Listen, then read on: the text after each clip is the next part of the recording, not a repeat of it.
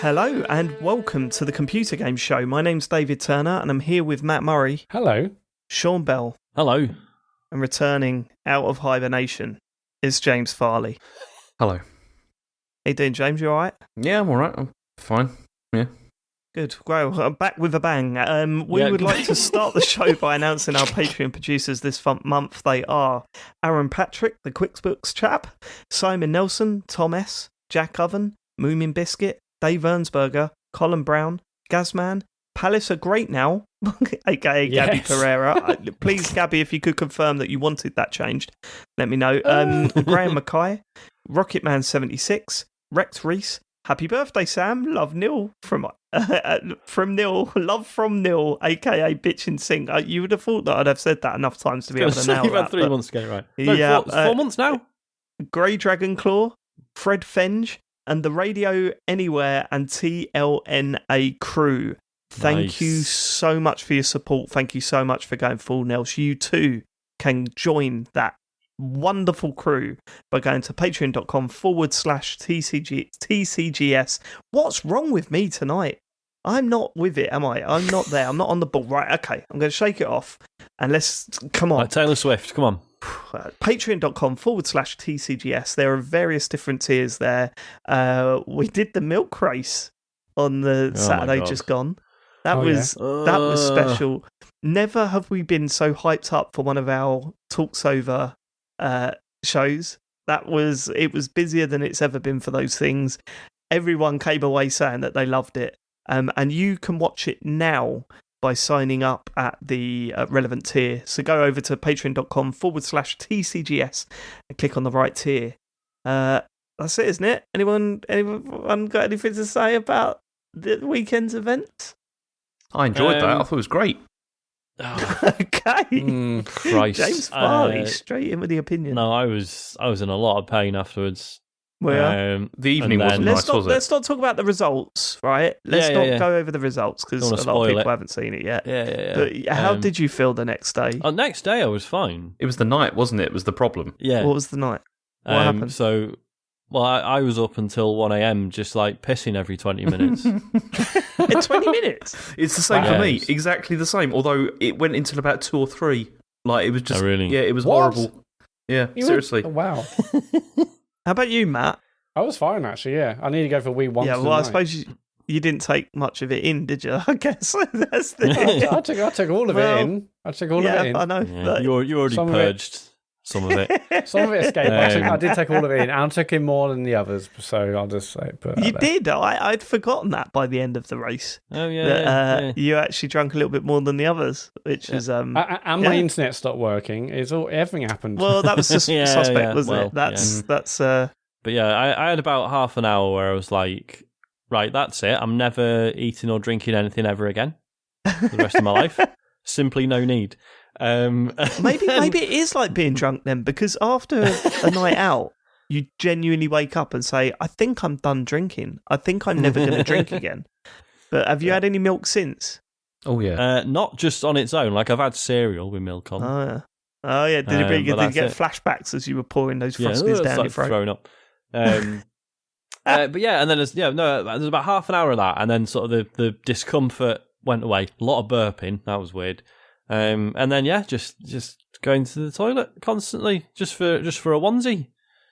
Don't drink too much milk, listeners. Don't drink too much milk. We'll see you next year for the next one. Let's get on to the... Nah. Yeah, I know, we're going to do it again next year. Don't you worry about that. Let's get on to the feedback. And James, you weren't here last week.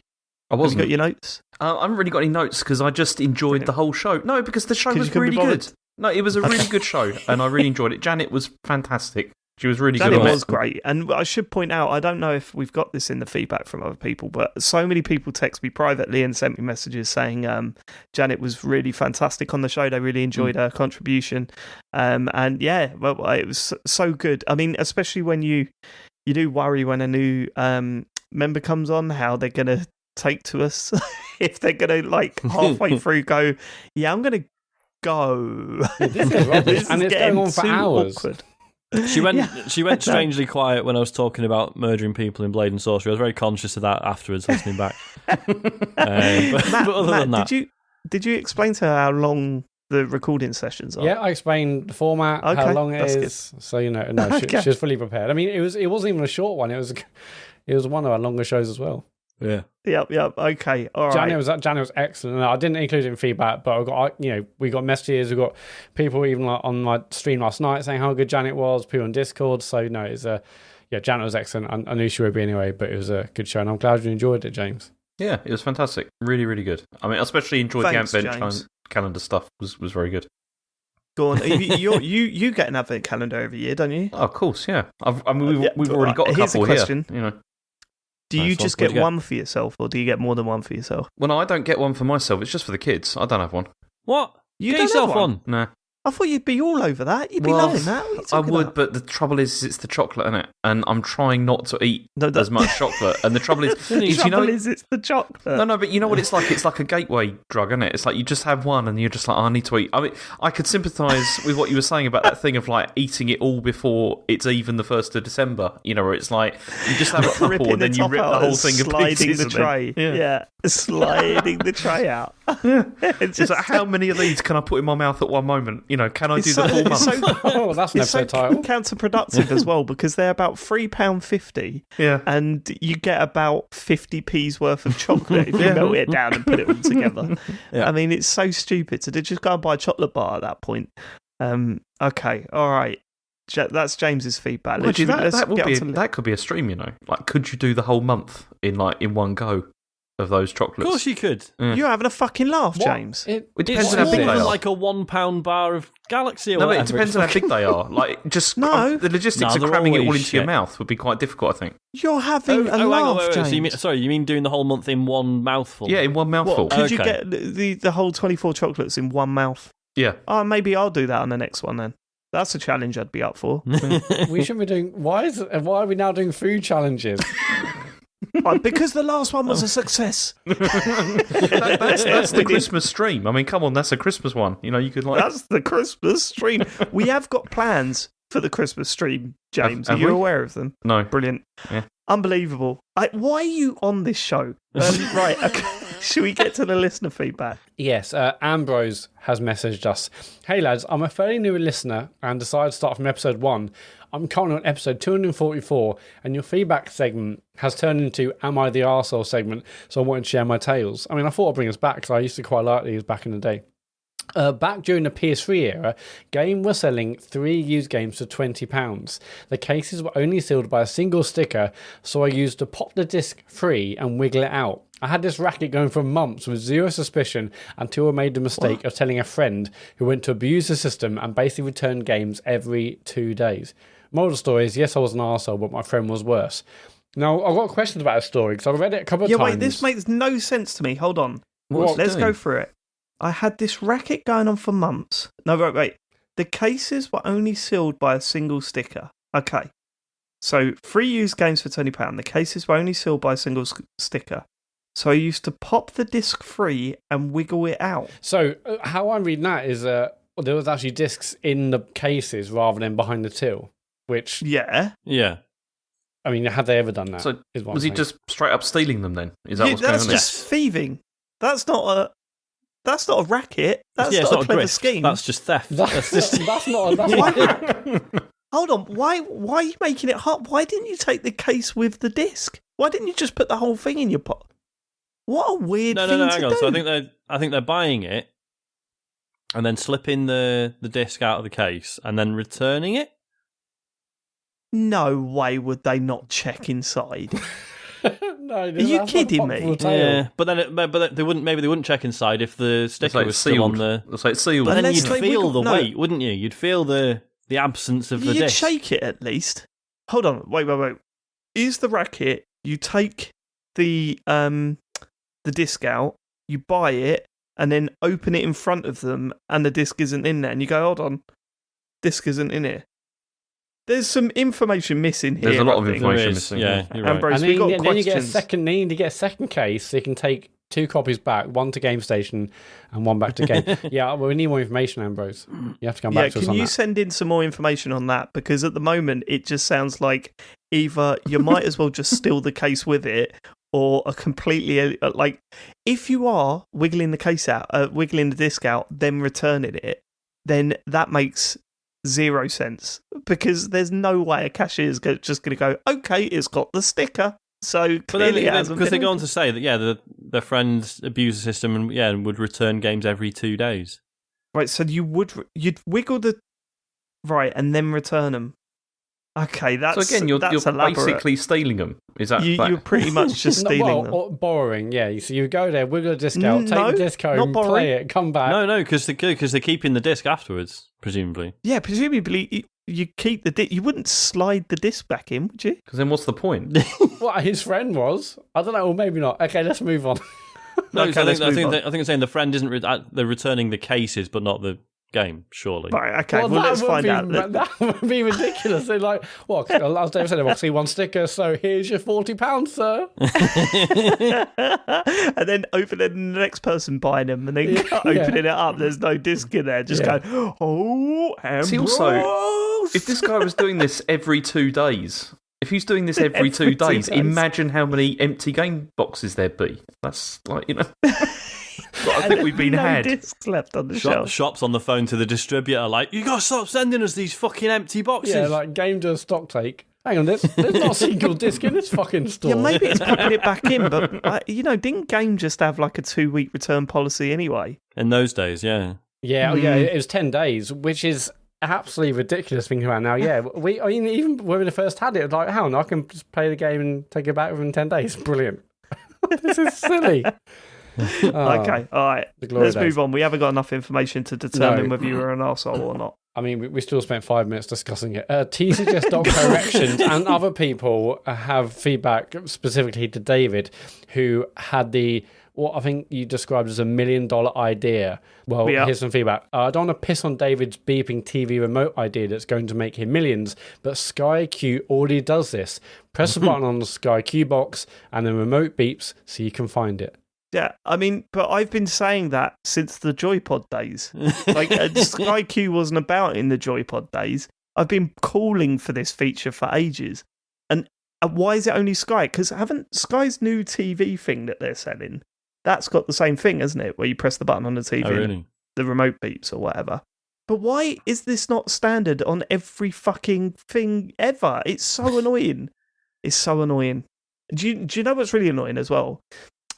Joe loved the fact that on my Apple Watch I could press a button and it make my phone beep. Yeah, I do that a lot. Yeah, so do I. So Joe said, I want this. She's got an Android phone. So I said, I'm sure you just get like any, Fitbit or whatever, and it'll have that option because it's connected to the phone anyway. And lo and behold, it is. Like she bought like a £10 Fitbit ripoff, and she goes, about a month later, she's walking around the flat going, where's my phone? I can't find my phone. I said, well, press the button on your Fitbit thing. She went, I've lost it. Brilliant. Just buy another one. Also, have you ever done that on an Android phone? Sean? Yeah. Well, because I fucking creepy. Why is it creepy? Because Joe's one goes, like mine just goes, beep, beep, beep, beep, beep, beep, and then you just go up to it and pick it up. Joe's goes, ding, ding, ding, ding. I'm here. Oh, mine's never done that. I'm here. Yeah, and honestly, what's even worse is that one time I woke up in the night at 2 o'clock, went for a wee, and I heard Charlie in his bedroom going, I'm here. And I was like, ugh, it's proper like hairs on the back of my neck sticking up. It's horrible. Because I've only ever done it with either by using Google Assistants dotted around the house, or using my tiles. I said last week I have those things. Got one in my wallet, one on my keys. So as well as being able to beep those from the phone, they can also, there's a button on them, you can double press it and then it beeps the phone instead. Here's something I want to ask about those tile things. What's the deal with the battery? This is really boring for the show, sorry, but how do you charge those things? I think they just have a battery in them that just lasts like 2 years or forever. Something. Because I've got AirTags and they do the same thing. It's like you can replace the battery though, like if you want to, like, but they last about a year and a half or something. Here's an idea, technology people: put one of those batteries that lasts for a year into a mobile phone. Hey, it's not so really you don't have to charge it every night. Why don't they think of these Shut up, things? James. Shut up.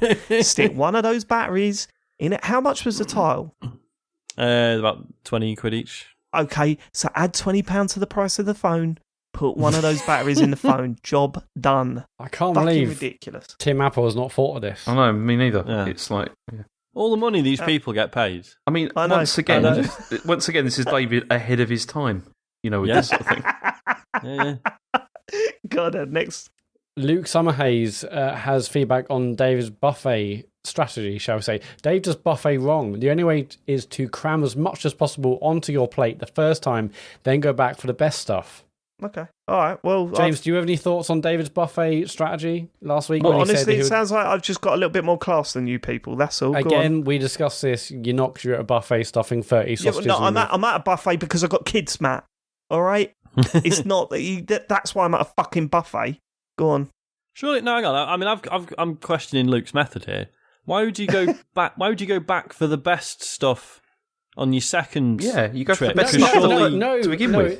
He's saying like throw as much on and then go back for stuff that you liked the most out of what was on your plate. Right, yeah, then go back for the highlights. What you've now established are the highlights. Okay, no, that makes sense. Actually, Luke, that actually makes a lot of sense. I like that. You're absolutely right there. That's a good shout. Yeah.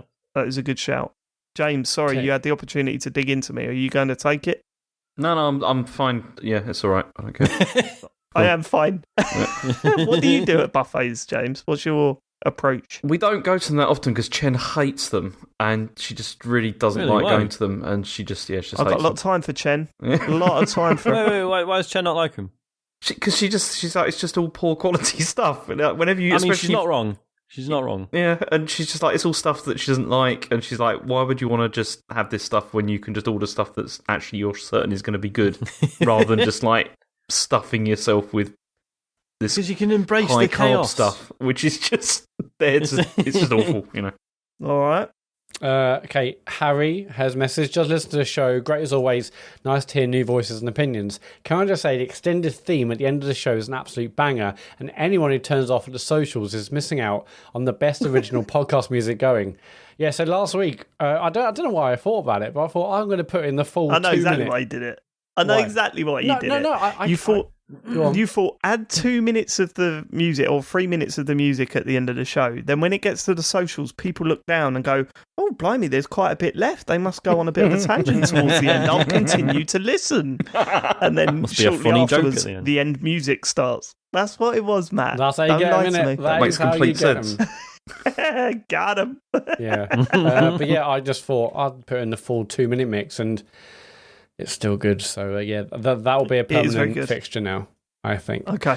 Chris, read Dave saying it doesn't think unlicensed music being hidden in GTA is a problem. The logical stream of that is someone releasing their own version of Flappy Bird that just so happens to contain the new Taylor Swift album in the files, just not accessible within the game. The game is just a front end for a collection of files, and it's those files that are being distributed by Rockstar.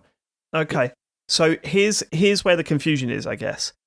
So are we saying that when you download the Legendary Edition or whatever, the definitive edition of GTA 3, Vice City and San Andreas, when you download it, it has MP3 or WAV files of that music within the folder? Yeah. Okay, yeah, that's bad. That is bad then. But when you were reporting on it, you said it had the code for the music in the files. No, so I was just thinking, well, if it's just the code, I'm pretty sure he did. No, I'm pretty sure when you go back to it, they left the code in for the old music. I didn't, so. All right, okay, I'll go back and listen to it, Sean. You know I will. Okay. Because I was thinking the code. What? No, okay. That's the thing, Sean. You need precision when you're doing the news, Sean. Otherwise, these sort of things happen. Yeah, no, I gave precision, James. Don't worry, it's fine. No, what I said was that the files are all there. It's just that they've disabled them by code rather than just removing the files. Okay. So you've got a bit confused there, Dave. We'll see. It's all right. I'll go back and listen to it.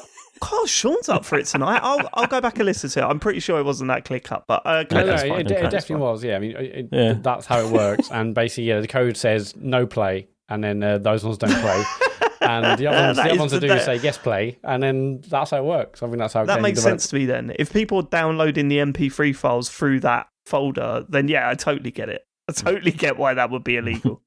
But that's not what I heard. I'll go back and listen again. Yeah, I should clean your ears out. Okay, someone called that tingly feeling when you wash with original source mint. I haven't done that for a long time, actually. Howdy, chaps. On a recent episode, you discussed ideas for a possible Forza Horizon 5 DLC in the same vein as Hot Wheels and Lego. Whilst I agree that Pixar's cars could work well, my immediate thought went to Micro Machines. The toys are still relatively popular and hasn't been a game adaptation since 2017's Micro Machines World Series, which received fairly average reviews. I could totally see us shrinking down into one of the many unlockable houses and driving around breakfast tables and bedroom floors. Thoughts? I think that's a brilliant idea. It's not a terrible idea. I think that's with like Forza's handling. I mean, it would be a wildly different game. I just can't see. No, not top down. It wouldn't be top down. It'd be back in the usual thing. No. Yeah. But it'd be wildly different because it'd be obviously in indoor environments, regardless of the scale. But I think, imagine like Forza's Horizon, but in like cool indoor circuits. I mean, that sounds amazing.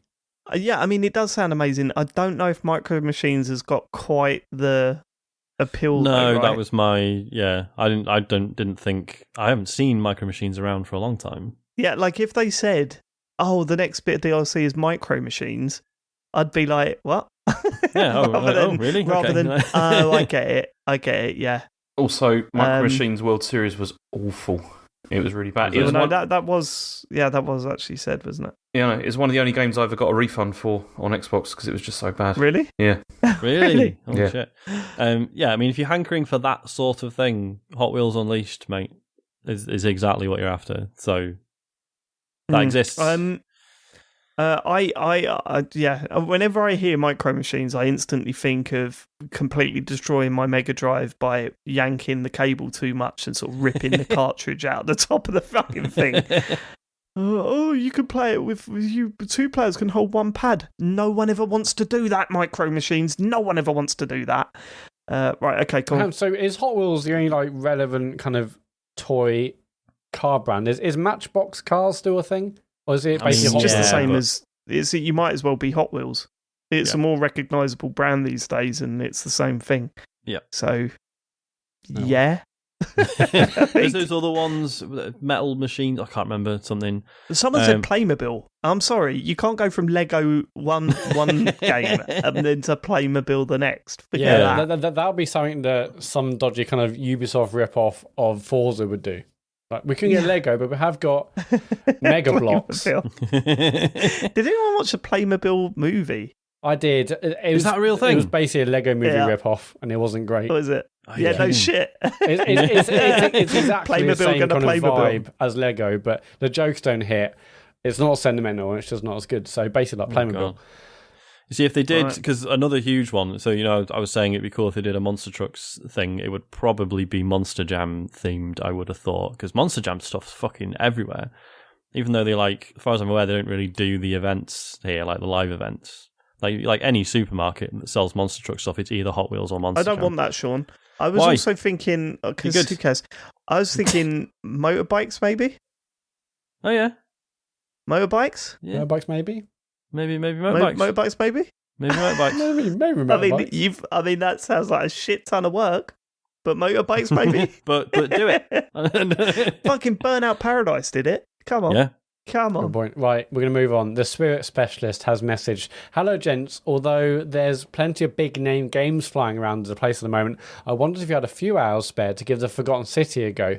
It's on Game Pass right now, and it stems from a Skyrim mod that's been produced by, I think, a team of just 3 people. It's a really cool time loop mystery set in a Roman city, and yes, I know it feels like time loop games come along every, or is it the same day? But this does some really clever things, and the storyline is genuinely smart and interesting. I reckon Sean and James in particular would really like it, and Matt probably will because it's relatively short. As for David, well, who the fuck knows with that guy? It won't be your Gotti, I'm sure, but it could well be a shout for the shortlist, and I'd love to know what you think of it as a real surprise package for me. Appreciate y'all. From Ben Bowers, the Spirit Specialist, who has a PS. P.S. If James is resting his liver for the Gotti show, I'll be more than happy to send a package of spirit samples from my shop to David so he can drink them during the show to keep himself limbered up. Matt can do one, as the last set of bottles I handed to him to share with the team on a live show he just kept for himself. And so if David wants to send me his address, I'll get something in the post for him. How many times Ben, basically you really kindly came to my house and gave us the spirits, and we just forgot them. It wasn't that I drank them all. We just forgot them. I told you we had them, and we were having too much fun. I've still got them actually, so maybe I can send these to you, David. No, I mean, thanks, Ben. Thanks for the offer, but I'm sort of staying off spirits. I've been off of spirits for a long time now, like 4 years, I think. I used to drink bourbon quite a bit, but I'm not. I can't do it anymore. Kids are killing me in the mornings. I can't do that hungover. Not after a session. I mean, maybe when I'm a little bit older and I can come out of my shell a little bit, I might be in contact. But appreciate the offer. As for the Forgotten City, is it? I've heard nothing but good things. Yeah, I've seen loads of people talk about this. Yeah, I've got it downloaded. All right, I need to play this. Maybe this will be my next stream game after I finally finish Lake. That's the problem. I'm right at the end of Lake. I just know it'll be one more stream. But it is so difficult to say tonight I'm playing Lake. Just bin it. Yeah, just bin it. It sounds terrible. I'm right at the end, and when Matt nominates it for Game of the Year, I want to be able to say conclusively this was a pile of dung. So that's why I'm still playing it. You were going to say that from day one, I think. So no, fuck off, Matt. You know that's not me. You know I go into games with open mind. But I think if you had no mind, I think you'd really appreciate what Lake's trying to do, David. I can't believe you're accusing me of that. Seriously. You're accusing me of going into a game and saying, I've already made up my mind. When you're the one that sees an Instagram post and goes, well, there's my opinion on this before I've even bought it. You know that's what you do. That's absolute bollocks. Who am I possibly reading on Instagram that's like, yeah, that's a great opinion on games? I don't know, Matt. They've all got names like Flibbledobble. And you're like, oh, have you heard of Flibbledobble on Instagram? I created a video last week. Let's not slag off Flibbledobble, please. You haven't seen his latest content. Have you heard it? But you don't call him Flibbledobble. You call him the Flib or Captain Flib or something. Oh, because that's what all his fans call him. And I'm going to a book signing of his next week. Flib diddle, so I can do what I want. Me and the other dids, his fan base. You can do whatever we fucking want, David, all right? All right, sorry, mate. Yeah. Nick Shrews. Hey guys, listening to the pod since the beginning, and I've never reached out before. I recently came across a YouTube page that I'm sure you will all appreciate, and I think more people in our community should be aware of. So if you're not already aware of it, the page is called Food for Dogs. The video entitled How I Got Into Gaming and an Old Lady Discovers the Wonder World is pretty incredible. A video is about 70 minutes long, but well worth it. Too long, baby. An old lady, no, hang on, David. An old lady talks about her mental health and details her journey into gaming. Really interesting stuff, especially for nerds like us.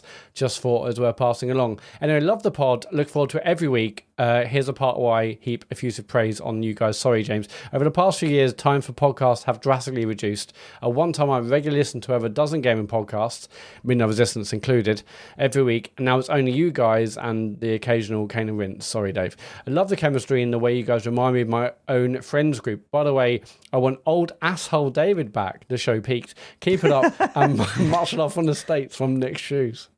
Cheers, Nick. At least you got it. At least you got it. That's all I care about right now. Speaking of which, Sean, hello. I didn't tell you this story. In the week, I suddenly had that Vernon Kay. If you don't know, Vernon Kay once presented some game awards and opened it by raising his hands to the air and going, I'm so addicted to games, in one of the most cringiest thing anyone's ever done on stage, right? Yep.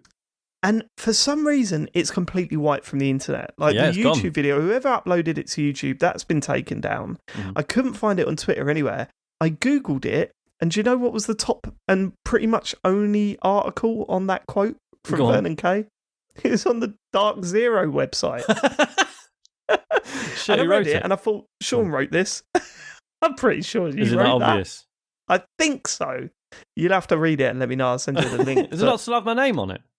No, I don't think it had a name on it. I only looked at it briefly. It made me feel sick. To be fair, that's in a lot of cases, if my name isn't on my Dark Zero stuff anymore, that's a relief. So yeah.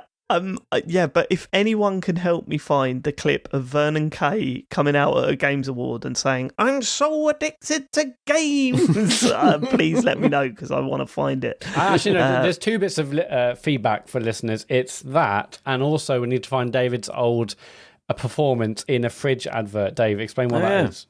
We've mentioned this on the show before. Right. I was on an advert for Fridge, the milkshake. It was sponsoring Kerry Katona's show Eliminate. And this would have been years and years and years ago. It would have been a long time ago. But yeah, Kerry Katona hosted a show called Eliminate, and they had adverts between the show saying, Fridge, sponsors of Eliminate. And I'm on one of those, like quite prominent on one of those. If anyone knows how to get hold of them, I that's the other thing we need to try and track down. Let me know, because I would watch that again. I'd watch it again and it'd make another talk save. Yeah, I reckon we've got a good hour of content for that. It's about 30 seconds long, but I'm on it with one of the 118 chaps. Oh, really? Yeah, they went on to be the 118 guy. So, the runners. All right, before they were famous. Nice. Yep, before they were famous. Cool, that is it. For feedback, go to tcgs.co/deartcgs. Leave us your feedback on the show or any questions in the week, innit? James Farley, it's time for the news. It is time for the news. There's been a lot of things that have happened this week, and I thought we should probably start with the Activision Blizzard stuff, because there's just been so much. I've tried to distill this down. So I thought maybe we could go through basically what happened. Last week, the Wall Street Journal published a report about Activision and the CEO, Bobby Kotick, and this contained details about all these sort of activities dealing with the sexual harassment allegations, but then also there were allegations against him as well. And so the report detailed how Kotick in the past has overruled Activision's HR department when they advised firing, it was Treyarch's co-head Dan Bunting, who'd been accused of sexual assault. Sexual harassment. And the report also details all of these other incidents where, although Kotick has now said that this is not reflective of the entire company at all. But then also, Kotick himself was subject to two specific stories. So apparently in 2006, an assistant of his alleged that he had threatened to have her killed in a voicemail, and this was then settled out of court. Then the next year, he was sued by a flight attendant on a private jet, which he co-owned, and the flight attendant claimed that he'd threatened to fire her because she complained that the pilot of the flight had sexually harassed her. This was settled out of court with a $200,000 payment. Then the Wall Street Journal have also said they received more than 500 reports from current and former employees covering sexual assault, pay disparities, and bullying as well. And the newspaper says that Kotick knew about these allegations, but then also didn't inform the board that this was going on. So Activision have come out and they said, we are disappointed in the Wall Street Journal's report, which presents an inaccurate and misleading view of Activision Blizzard and our CEO. Instances of sexual misconduct that were brought to his attention were acted upon. The Wall Street Journal ignores important changes underway to make this the industry's most welcoming and inclusive workplace, and it fails to account for the efforts of thousands of employees who work hard every day to live up to their and our values. The constant desire to be better has always set this company apart, which is why, at Mr. Kotick's direction, we have made significant improvements, including a zero-tolerance policy for inappropriate conduct. And it is why we are moving forward with unwavering focus, speed and resources to continue increasing diversity across our company and industry, and to ensure that every employee comes to work feeling valued, safe, respected and inspired. We will not stop until we have the best workplace for our team. So they put out this statement, and then also, in addition to this, Blizzard's former co-leads, Jen Oner? Is that the name? Sorry. I'm not sure, actually. Yeah. She was reportedly only offered pay parity with Mike Ibarra after she'd handed in her resignation letter. Apparently, Ibarra had requested that she be given pay parity, but then this was just rejected lots of times until she said she was going to resign. Following this, Activision Blizzard then had an all-hands meeting to discuss this journal report. And according to sources that spoke to its game developer, the website, all questions were pre-screened and responses that from the company just reiterated their previous statements. But they did ask whether the people at the meeting did ask whether the zero tolerance policy also extended to Kotick himself. And the leadership then responded saying they didn't have any evidence of the claims made against him. I mean, aside from the $200,000 and that he paid before. Part of all the, yeah. And so Consequently, after this, more than 1,300 Activision Blizzard staff and contractors have now demanded his resignation. And then also Phil Spencer has said that Xbox are evaluating their relationship with Activision Blizzard. He emailed all the staff to say that Microsoft were deeply troubled by what was going on at Activision Blizzard. Jim Ryan at PlayStation has also said that Activision Blizzard have not done enough to deal with the issues. And he emailed employees a link to the Wall Street Journal article to read. And he said that Sony had contacted Activision Blizzard but hadn't received a satisfactory response as to what was going on. Meanwhile, Activision Blizzard's board of directors released a statement affirming that they still want to support Kotick. They said, the Activision Blizzard board remains committed to the goal of making Activision Blizzard the most welcoming and inclusive company in the industry. Under Bobby Kotick's leadership, the company is already implementing industry-leading changes, including a zero-tolerance harassment policy, a dedication to achieve... I mean, it goes on. I mean, I'm not going to read all of this because it's exactly the same as the previous statement, basically, apart from saying, the goals we have set for ourselves are both critical and ambitious, etc. But then, I mean, it turns out that if... This was... Tim Tortillo had tweeted saying that, if Activision Blizzard do remove Bobby Kotick, then he'd be in line for a $292 million payout. So that may be one of the reasons why the board are not very interested about getting rid of him. In addition to this, Girls Who Code have ended their partnership with Activision Blizzard.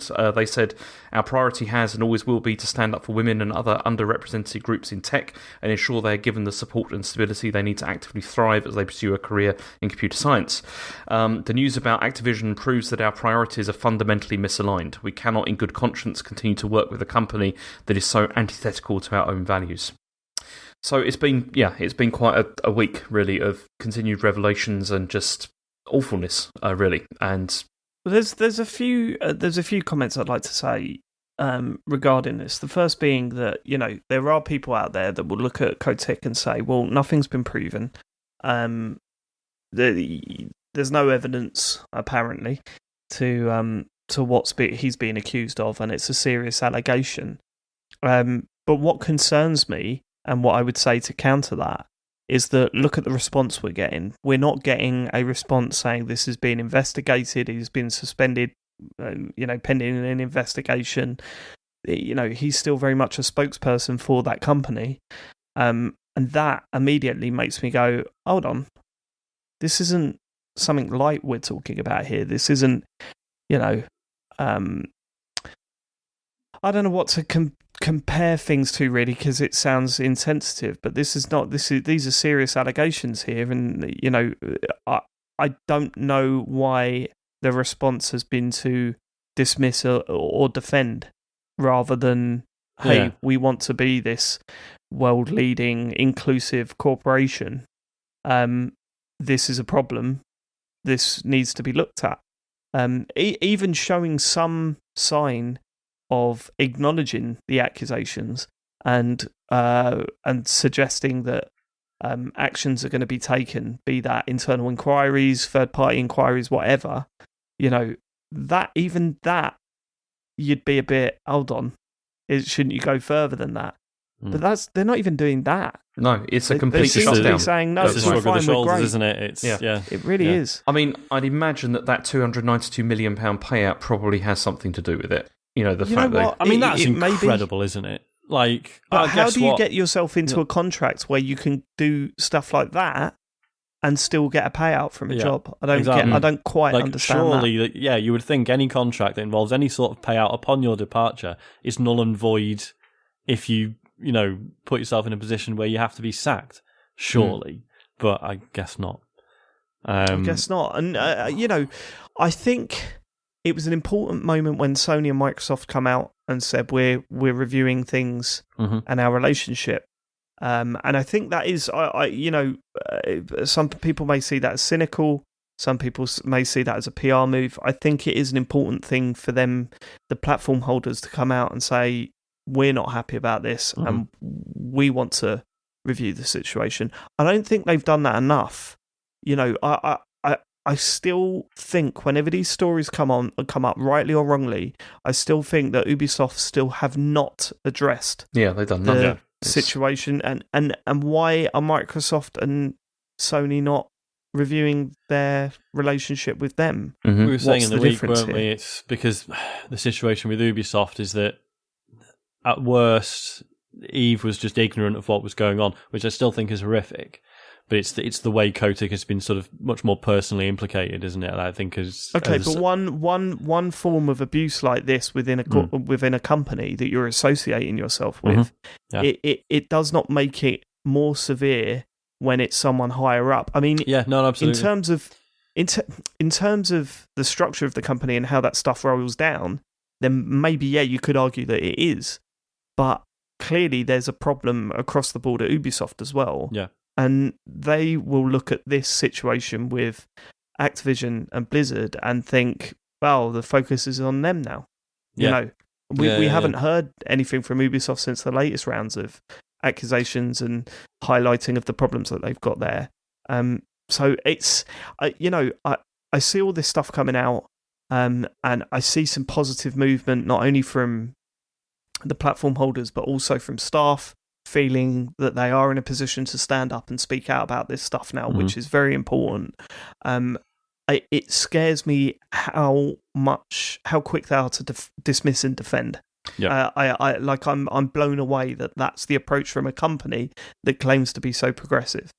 It's that, and it's also, I mean, they're probably hoping now that people are going to forget about this, like in the news cycle, as it were, that this will just get forgot, like in the same way that the Ubisoft and stuff why would they is think like that. that? Well, because the same thing has happened with Ubisoft stuff. I mean, exactly. We've talked about it like repeatedly, and then it still keeps coming up as being, well, nothing's actually being done. So they know that they can just wait. They know because Ubisoft has set the precedent there, and there was that went away. It's not in the news constantly.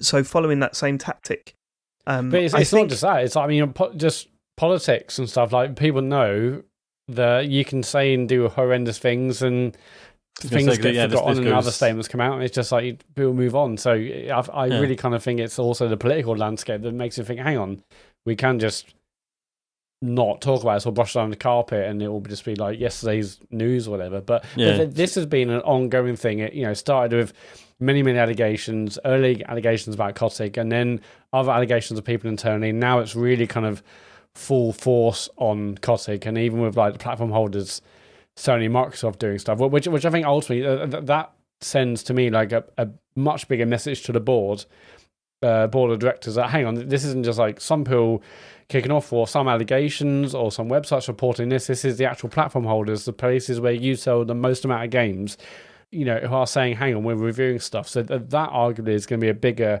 alarm bell for Activision Blizzard to actually do something about this than anything else. But they can also probably just wait it out, because ultimately they know they've got some of the world's biggest IPs and biggest games, and a majority of their audience aren't going to know or understand, aren't going to have heard about this or know about it.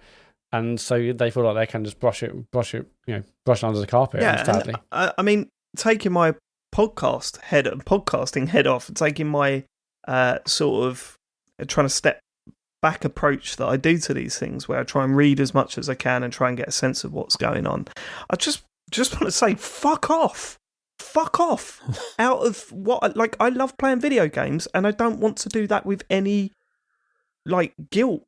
Yeah, just and I'm not saying, all right, I'm saying, hey man, you're ruining my thing. No, what the staff have been through is worse. Like, I'm not comparing that at all, but I'm just thinking, this is coming out now. Fuck off. Your time's done, right?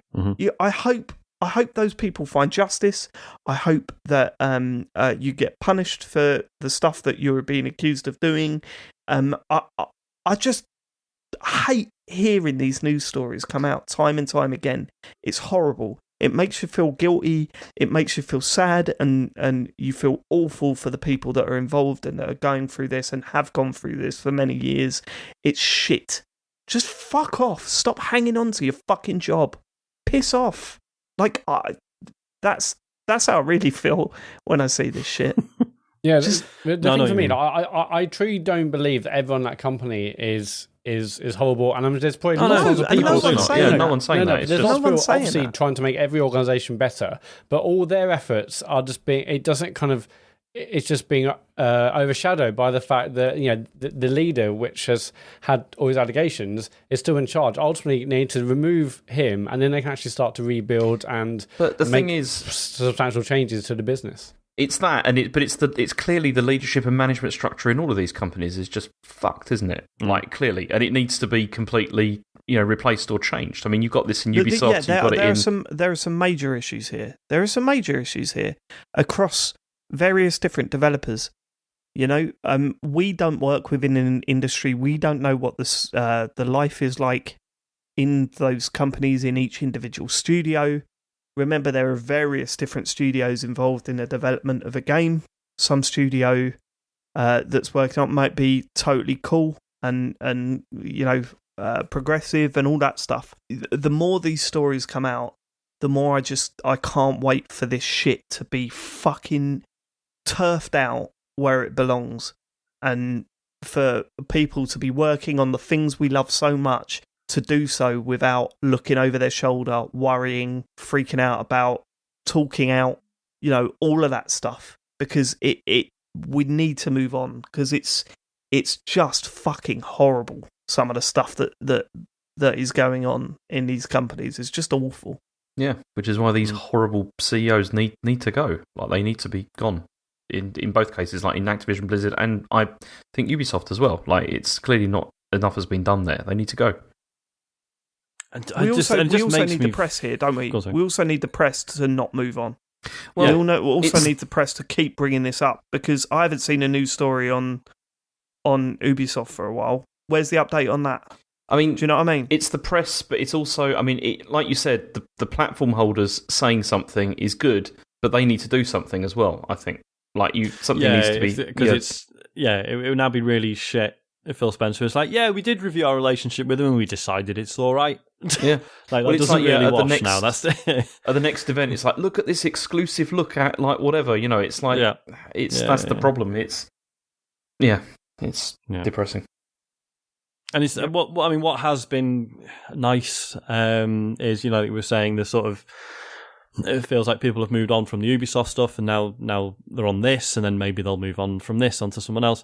But a better Ubisoft and a better Activision Blizzard campaigns are like, they're talking to each other. Like, if you look on Twitter, they're very much supporting each other, which is really nice to see. And obviously, the more stories like this that come out across more organizations, more companies, that's only just going to grow, and those people are going to continue joining up and organizing together, and hopefully eventually getting some sort of actual progress.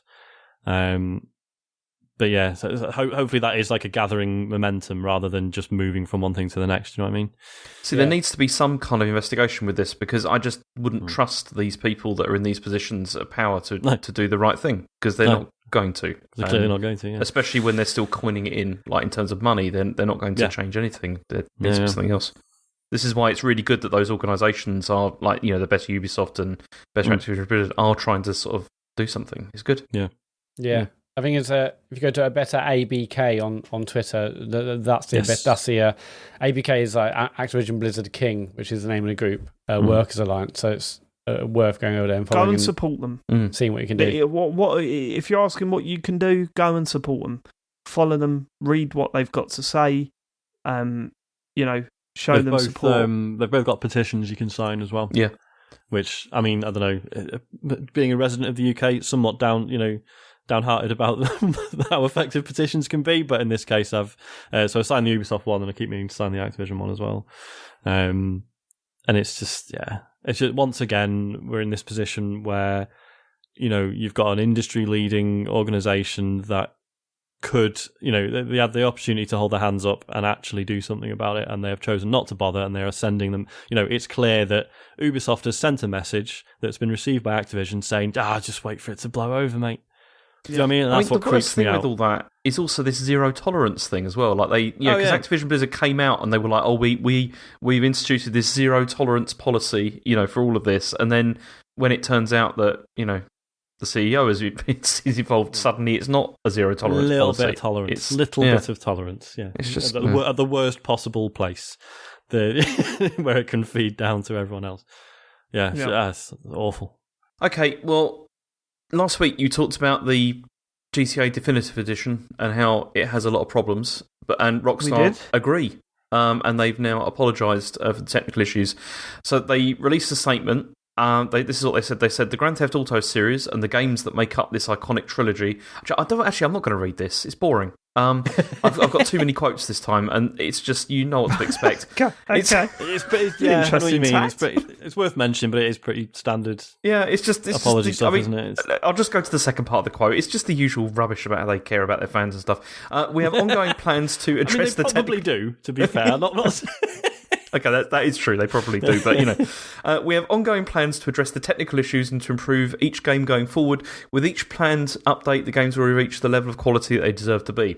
So patches are coming in the next few days, and Rockstar are also going to add the PC versions of the games to the Rockstar store. So if you buy the definitive edition before June next year, then you also get the classic versions for free. So. Yeah, because those are the ones that were removed previously, and they're still obviously being removed on every other platform. But if you download the Rockstar launcher, you can at least get them back to play in their previous PC version. Yeah, so the first patch has come out. I haven't actually played them since. I believe the first patch that's out now has toned down the weather, which is still one of the worst things they did in that game. And I think they've toned down or done something about some of the AI rendering for some of the. I was going to say, because there's been interesting stuff that people have worked out, hasn't there, about how basically a lot of the sort of visual issues that we've seen are down to the fact they've just automated this in a lot of ways. Yeah, so you've got the donuts one where it had a nut in it. But it just looked like it was circular. Another but it was donut. also rounded off. Because the AI's gone, well, that's just like a low poly model. It's like, no, that was supposed to look like a nut. So it's supposed to look all jagged, like it's.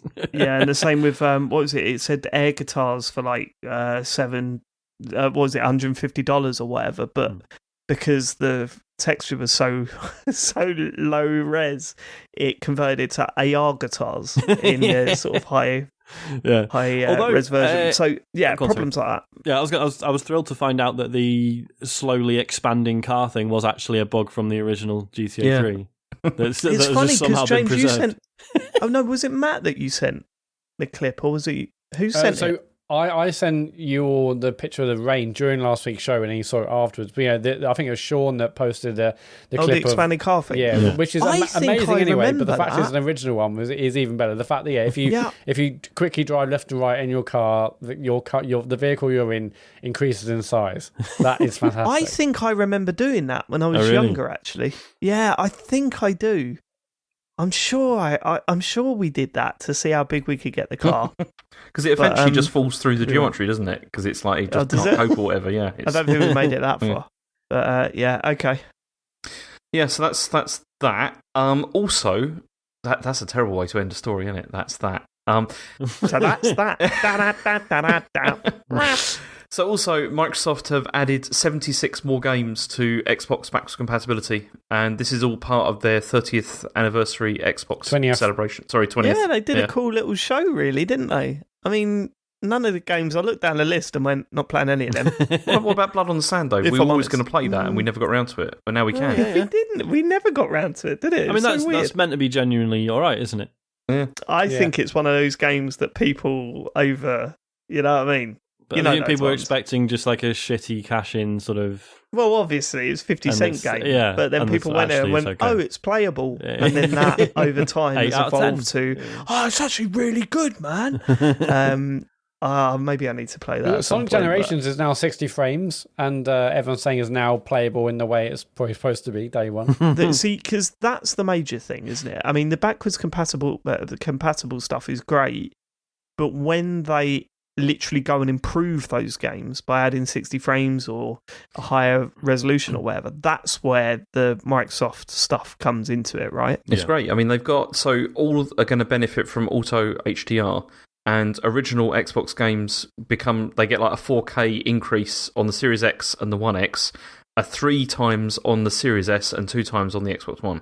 And also FPS boost, obviously, with most of the games, I think. Well, lots of them are getting it. HDR in gaming's gone quiet, isn't it?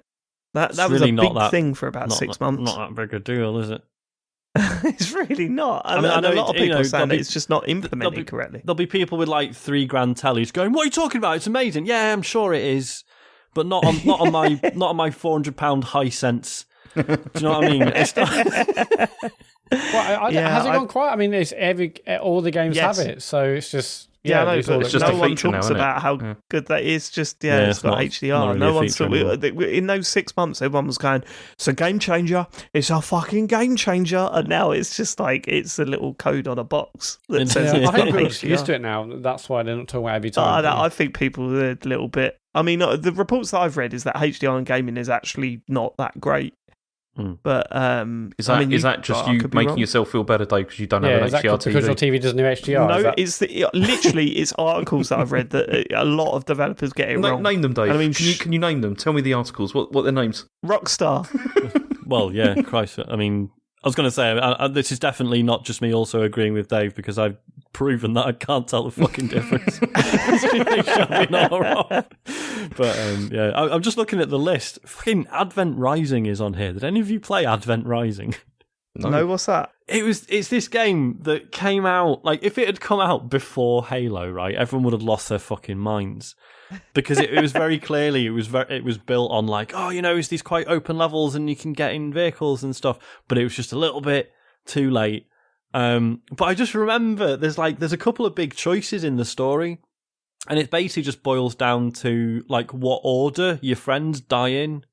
Like, it's not like, you make one decision, oh man, like, if I make this decision here, like, it's either my brother or my girlfriend's going to die. And then you sort of live with that for about half an hour, and then the other one dies as well anyway. Spoilers. And I just remember thinking, like, what is going on? And they're like really like quite dramatic deaths as well. But it's just like, right, that choice was completely meaningless then. Maybe I'll stream it. That'd be funny. I wonder how much it is on the store. It's probably like 20 quid or something. I mean, the binary domain, that's a big one for a lot of people. I mean, I've got it Time Splitters 2? Oh, yeah. Oh, shit, yeah. I need to go back and see if you can change the controls well enough to actually work like a normal first-person shooter now. Because remember, it had GoldenEye controls, man. Yeah. Ultimate is there as well. There's a bunch. Skate 2 is on there, but did you see the cheeky follow-up? Yeah, they're shutting down the servers. Shut the server down? Yeah, like a week later, the servers are off. But then also they've said that this is the absolute last update there's going to be for backwards compatibility. This is what Phil Spencer has said. Yeah, they said there's no more now. Yes. The reason for this, there's two reasons for this apparently. One reason is because of licensing issues. So there's a whole bunch of there's lots of games where there's like licensing problems with like music and stuff like that. So like Jet Set Radio was one of those, like where they can't get it on there because of that. And the other reason is just technical. There are some games where it's just really just not possible to get it running properly. So, or in the case of the Armored Core series, I'm the only one that cares. So that's why it's just not going to do it. Max Payne 3 wasn't backwards compatible. That's an interesting one. None of them were till now. Yeah, that's pretty mad. Because Max Payne 3 was a big title, wasn't it? Yeah. The Fear series as well. Hasn't that like quietly been quite big for as long as it lasted? I thought so. Yeah. Yeah. So they've all been added. There's a few interesting ones on there. Yeah. I would like to try Time Splitters 2 again for sure, Mm. just to see if I can make it work. Because it was quite extensive with what you could do with the controller, changing the settings and stuff. Yeah. I've just seen Red Dead Revolver. I know this is just reading out names of games now, but Red Dead Revolver's on there. I wonder how many people will be like, oh man, a Red Dead game I've not played. I wonder what it's like.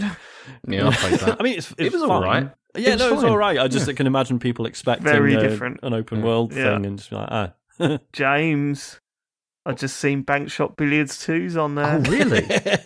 Yeah. That was a very good game. That was quality. That was. I mean, it was the only game we played for the first 6 months obviously. of the Xbox 360 coming out.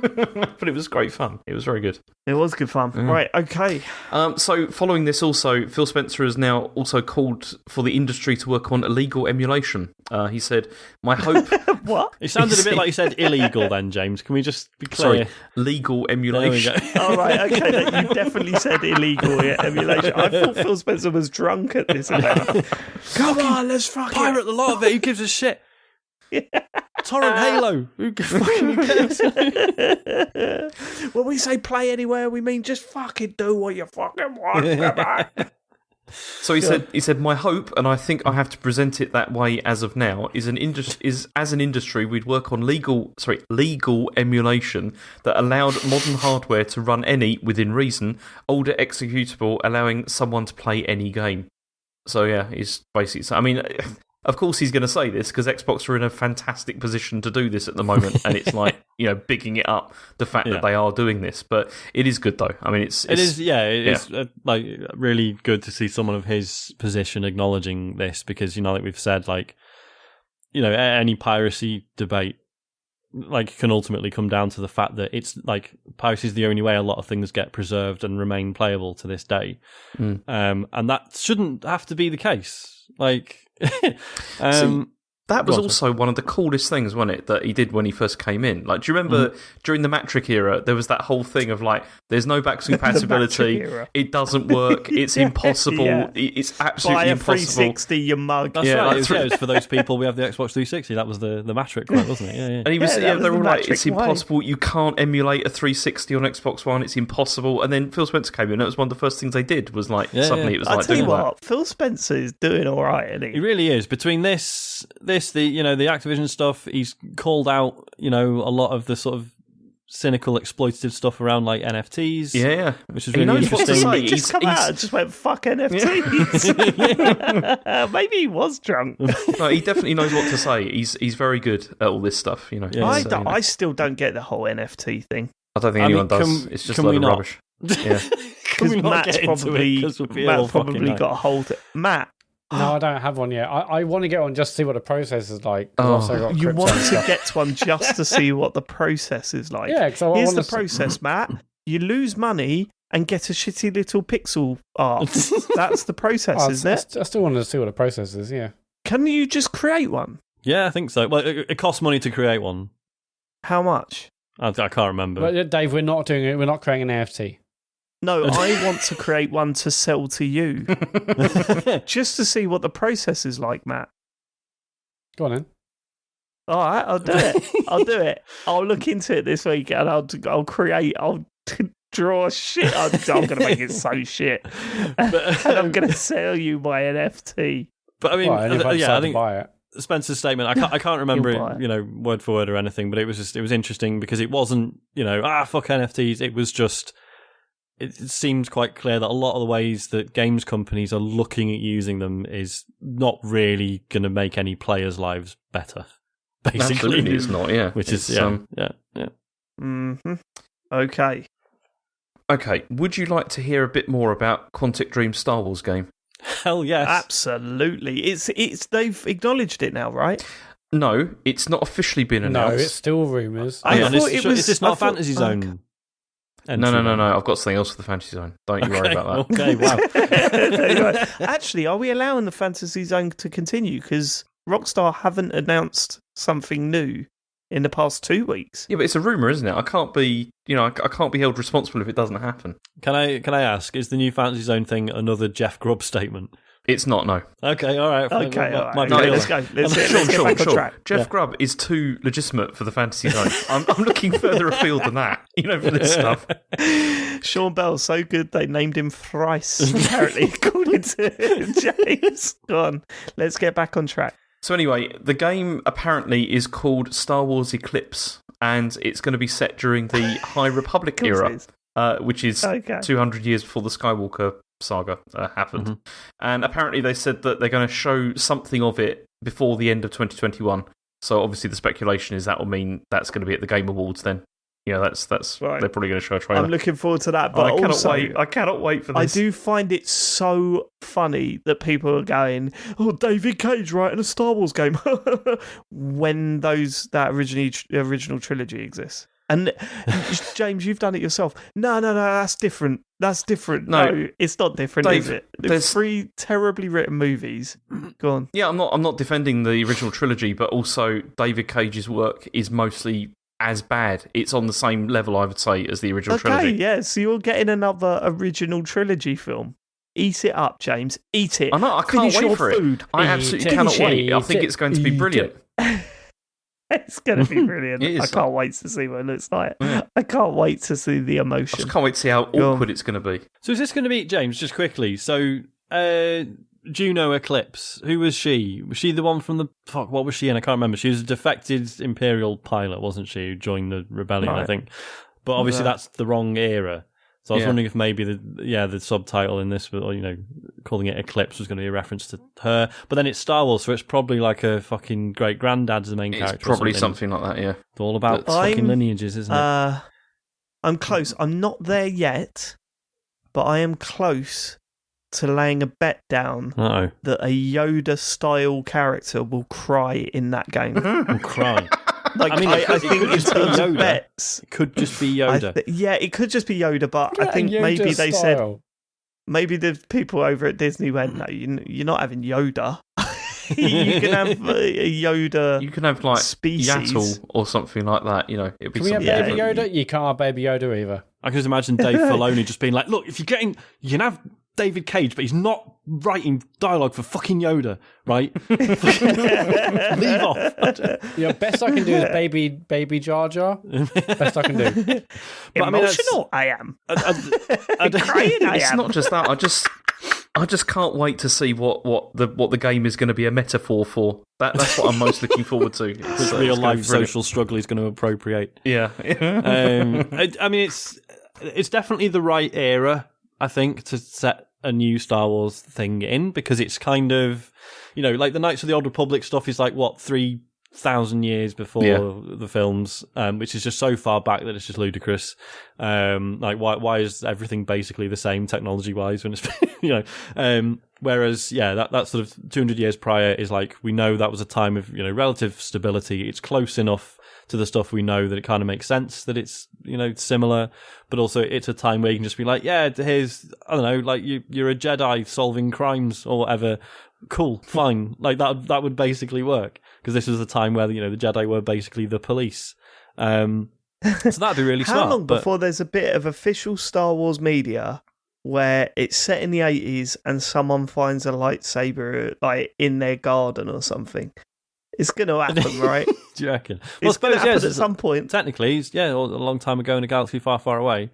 What if... Yeah, and a meteor comes down, and then the kid rides out in his bike, listening to his Walkman. Yeah. And, oh, God, do you think they're just... Do you think they'll retcon the ladder scene where Luke Skywalker one day is holding his lightsaber and he just goes like, I want to see how high and far I can throw this. And it just goes into space, and then 5,000 years later, in someone's garden. Yeah, Sid Cup. I was having a chat with someone in the office this week, and we were talking about the Walkman. Right, and it was all the older people like in the Walkman and going, oh yeah, do you remember when you got your first Walkman? And we were chatting about like reminiscing, and then one of the people in the office went, I had one of those. It was really annoying because it just kept skipping and it scratched all my CDs. Oh man! And we went, no, not the CD. You're talking like, Discman. Yeah, you're talking Discman. And also, no, we had cassette tapes, and they were like, oh, Jesus, I ain't that old. And I was like, oh, fucking hell, I'm working with you. Like, that's how bad I'm getting. I report the age to you. thing's starting to creep up. I report to you. Yeah, you're an idiot. I can't believe you thought we were talking about CDs. And yes, my work will be on your desk by Monday. Go on. Okay, so Battlefield 2042 is now one of Steam's worst reviewed games of all time. So, according to Eurogamer, of the 31,000 reviews currently on Valve's storefront, the majority for it are mostly negative. And, basically nobody's giving it a positive one. Apparently, this is largely because there's loads of bugs and server issues and making the game pretty much unplayable. I was going to say, I'm not saying the complaints aren't legitimate, but I feel like this, like every Battlefield game, or just, it's just like an arms race. Every time something comes out and is like a bit controversial, everyone's like, let's see if we can get one of these news stories again. Let's see if we can all just bomb the shit out of it on Steam or Metacritic or whatever. Totally I do think that. Has this got any place in the news? Like, Steam, the Steam reviews. Oh, what? Just random people on the internet not liking something, are they? Yeah. All right, that's news now, is it? I feel like this is... You approved me adding it, so, yeah. No, I didn't actually. Not at all having to go at you. I just think it's interesting that it's a story, but is it a story about the game or just gamers being weird on the internet. Do you know what I mean? I think it's probably the latter. I think it's a bit of both. I've heard that it's buggy, Yes. and every Battlefield's buggy when it comes out. Apparently, this is quite buggy. I've not played it. Has it been? I mean, I it's don't been know what it's every No since interest. since what Battlefield 3. This has been a thing. Or was 3 all right on launch? I can't remember. No, 3 was pretty rough at launch. Okay. 4 was even worse. 4 was terrible at launch. Yeah. But yeah, no, Battlefield 2042 is sounds like it's got some problems, and it sounds like users are not interested. User reviews, man, they really. I know how stupid they are. Yet when I'm buying something off Amazon, I still look at it and go, "Oh no, look at this! No, they said it broke within two days of getting it, so I'll find another product." Are you not like that? You're not looking at Amazon. The trouble reviews? is the Amazon reviews are like it. Now begins to feel like largely pointless because like you look at them and you can always find like whatever it is, you can find like negative reviews of anything, and then it just puts you off buying anything ever. I was looking at reviews. This is well off track now, but New wants one of those, you know, the nail lamps for doing your own nail gel. Just one of those for Christmas, and there was one on ASOS, and I was having a look at the reviews, and I was like, "Oh, that reviews are like mostly positive." Oh shit, there's a couple of 1-star ones here, and it was like.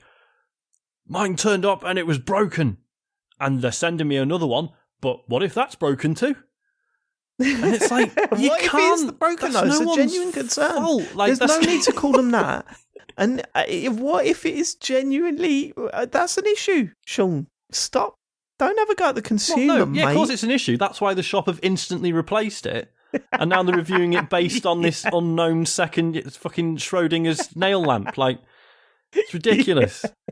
So you sort of read it, and like I say, at a glance, you're like, "Oh shit! Well, hang on, someone's slagged it off here," and it's like, "Oh no, the complaint is completely illegitimate." Amazing. Yeah, as someone who deals with user reviews every single day. Oh yeah, that's fun. You know, popular virtual reality stores. Yeah, the some of the comments we get saying, "Well, I've given it 1 star because this didn't happen." Like, well, please get in contact. And like, oh no, sorry, I didn't click the thing that it's telling me to do. I'll change my review now. Or mostly they don't because. Are you using podcast space to try and defend the bad reviews you're getting for your game, man? No, definitely not. Is that where we're at? We're actually at 4.5 out of 5 with almost 500 reviews, so I'm not. Yeah, basically, all the people slagging our game off, I DM them. I mean, to be fair, you see those reviews that are like, if it wasn't for this one issue, I'd be giving it 4 stars, but I'm giving it a 1. Because there was a bit of screen tearing, whatever, and then they always say, like, if there is an update that fixes this, I'll change my review. And it's, will you fuck? Don't lie. Matt, what you've done there is you've gone, we got all these bad reviews, but when I DM them, they say, oh no, it was my fault. Have you got proof of that, Matt? Have you got proof of it? All I care is that they change the reviews, David. It's all on the store, surely. This is all available. Do you think Matt's just threatening people who leave bad reviews? That's what's I think that's where we're going, yeah. Should we move on? I wouldn't call it a threat, Sean. Just asking them to politely explain themselves. Legally. Yeah. It's a promise. Anyway. God. So, some better news. Forza Horizon 5 has crossed 10 million players and is the largest Xbox game launch ever. So this was less than 10 days after it came out. It had over 10 million players, which is obviously that's a big nuts, deal. That's a lot of people. Because you forget that driving around. You know, racing games, and particularly at, the arcadey end, have not been huge for a long time. Like, there's not been that many. Like, Horizon's pretty much been the only one. Obviously Mario Kart and what have you. But like, do you remember when? What was the one that came out that was like Mario Kart but realistic? Shit, what was it called? Mario Kart what? The one that was. It was. Oh, fuck me! Oh, this is going to annoy me now. Go on. It was a driving game, but it was realistic, real cars and stuff, but with like power ups and items and stuff, and it was really fucking good. Oh, Blur. That's the one, yeah. And I remember, and I remember, Studios, was that? Yeah, that's right. And I remember even at the time, everyone was just like, "This is so good, and it's gonna die." Like, yeah, and then there was... I mean, that's what's always irritated me. Yeah, is that we also had Onrush, which was genuinely brilliant, and people were going, "Oh, I wish I could." This is the problem, right? You've got people that love arcade games, but that community, they love the old arcade games. So when the new ones come out, they play them and go, this isn't exactly what I have in my head. And then they get angry at it. This hasn't got the one specific thing that I loved about those games. They get angry at it. Mm-hmm. And there was that worry, and I think there is still that worry there that genre is dead, right? Because as much as Forza Horizon fills that hole for arcade racers, it's not a proper arcade racer, is it? It's not a Daytona, it's not a, Outrun. It's not Hot Wheels Unleashed. It's not Hot Wheels Unleashed. Yeah. It's not like you choose a course and then just like run it, and stuff like that. It's quite different. But this is the thing, is that I want this, and then someone tries it and it's like, it's not right. And I think the beauty of Game Pass, and it's something we've spoken about a lot, is that I think there's a lot of people who are going, I'm not paying £50 for Forza Horizon, and when it's offered to them as part of their subscription, they're like, I'll try that for sure. And of course, there will be people that go, try it and go, nah, actually, I don't want to play this. But the people that go, I'll give it a go and fall in love with it, they're the ones they're going for, They'll pick up more players by doing that, by taking away that barrier of paying for a full price game. And, I've seen arguments that it's too similar to the last one, and I get that. Like, I do understand it. It is very similar to the last one. But there's a lot of people that wouldn't have played the last one because of that barrier of paying for a full price game. Yeah. And I think that's why these numbers are so high. It's the sort of game that's like, I'll give it a go, and it's certainly going to show you what your Xbox can do in terms of visuals. I think it's kind of a perfect storm, though, because it's like, I'll give it a go. I heard the others were good. It looks fantastic, and it's reviewed incredibly well. Yeah. So and obviously there's not been a huge amount of games launching on Game Pass like that. Yeah. So that helps. Plus, it's also available on the older consoles. It runs on an original Xbox One. I don't know how, but it runs on an original Xbox One. Have you seen footage of it on the original Xbox One? I've seen like the Digital Foundry stuff, and it looks okay. It looks all right. Yeah. Yeah, but I'd like to see it on a big TV actually playing it, because I bet it's absolutely, yeah. And obviously it's 30 frames as well, but I was really surprised how nice it looked. Yeah, I mean, fantastic news. I'm absolutely fascinated to see if Halo beats it. Well, this is also some more good news for Microsoft with this, because Halo Infinite had more than 270,000 concurrent players on Steam, like yesterday. Like, this was a few days ago. Steam alone, so that's only including PC players. Exactly. Okay. I mean, we don't know obviously what the Xbox numbers are, but they must be huge. I was going to say, so it's not just only PC players; it's only Steam users. So this is people who, for whatever reason, have chosen to just download it for free on. Because obviously this is free to play. This isn't, you don't need Game Pass for this, but you can play it on Steam as opposed to getting it via the Xbox app. So this is a niche within a niche. And it still hit 270,000. That's pretty good. It was like the fourth largest peak, behind like Counter-Strike, Dota 2, and PUBG, which is, that's a big achievement. To see that. Yeah. Then also some not so good news is that Halo Infinite's co-op campaign is coming later than expected. Apparently, it's now going to arrive in May 2022 at the earliest.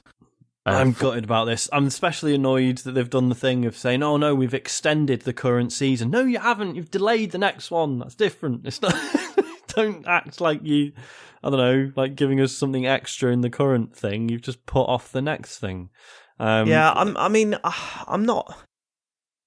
too bummed out about it. I was always going to play it in the campaign on my own the first time round. Yeah, it's true. It sucks a bit.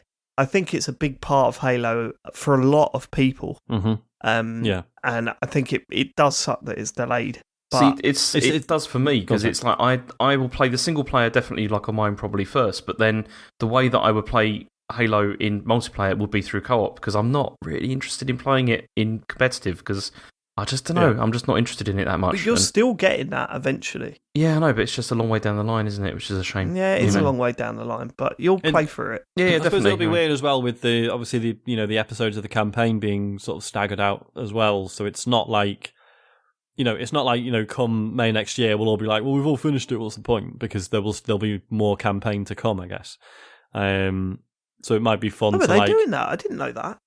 Yeah, I think all we're getting is like the first bit of the campaign. Aren't we? We're not getting the whole thing, I don't think, at launch. Yeah. Or are we? Right, okay. So whoa. I can't remember. Hang on. No. What? Are we getting the whole campaign? I can't remember because there was always this idea that it was going to be like not episodic, but they were going to do it in like chunks. But then That's I don't what know I if that's thought. Yeah. Wait, how's that different Whoa. than episodic? Hang on. We need to check this now. Did someone clip Matt just This is shouting, serious. I fuck? This can't be happening. No, I need to find out. That whether was the impression I had. No, I thought the whole campaign was coming Sean out. James, just to clarify, you thought like they're releasing the whole single player campaign in episodes. No, not in episodes. I thought what they were going to do. Matt, the wording of that question was outrageous there, Matt. You need to dial that back. The whole of their campaign as episodes. Right.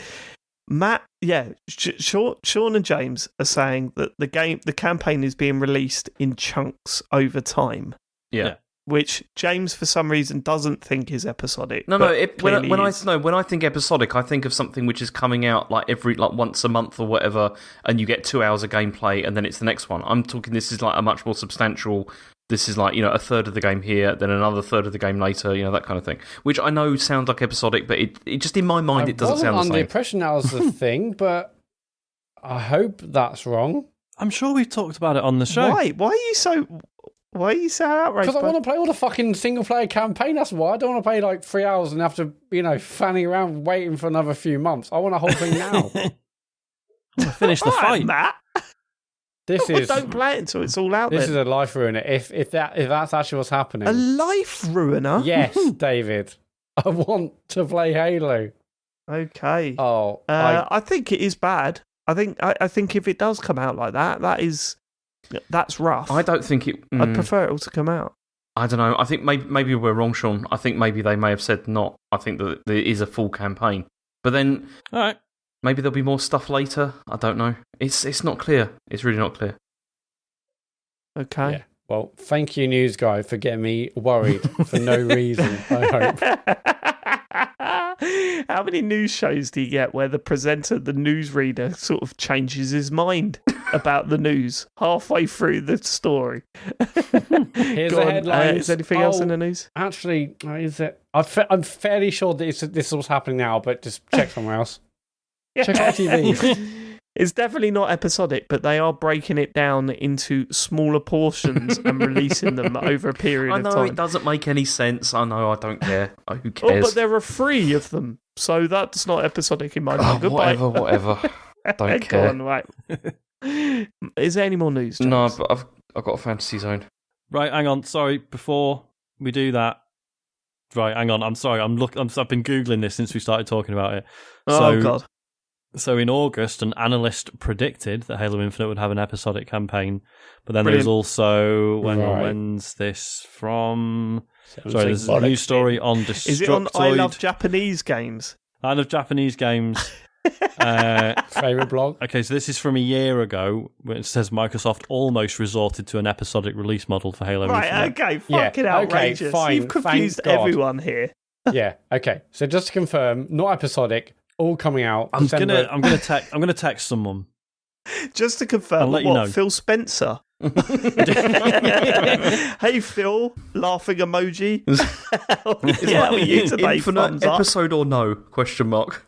And then Phil Spencer replies, "No, not episodic, but we are releasing it in chunks over a period of time." Right. Okay. I watched Squid Game Chunk 3 the other day. Did I tell you? It was a good chunk, that one. Good old chunk. Right, let's get into Farley's Fantasy Zone.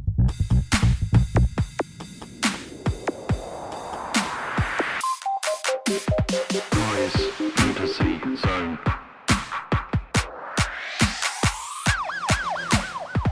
Sean, look up. Look up in the sky. Can you see that unicorn? Oh my gosh!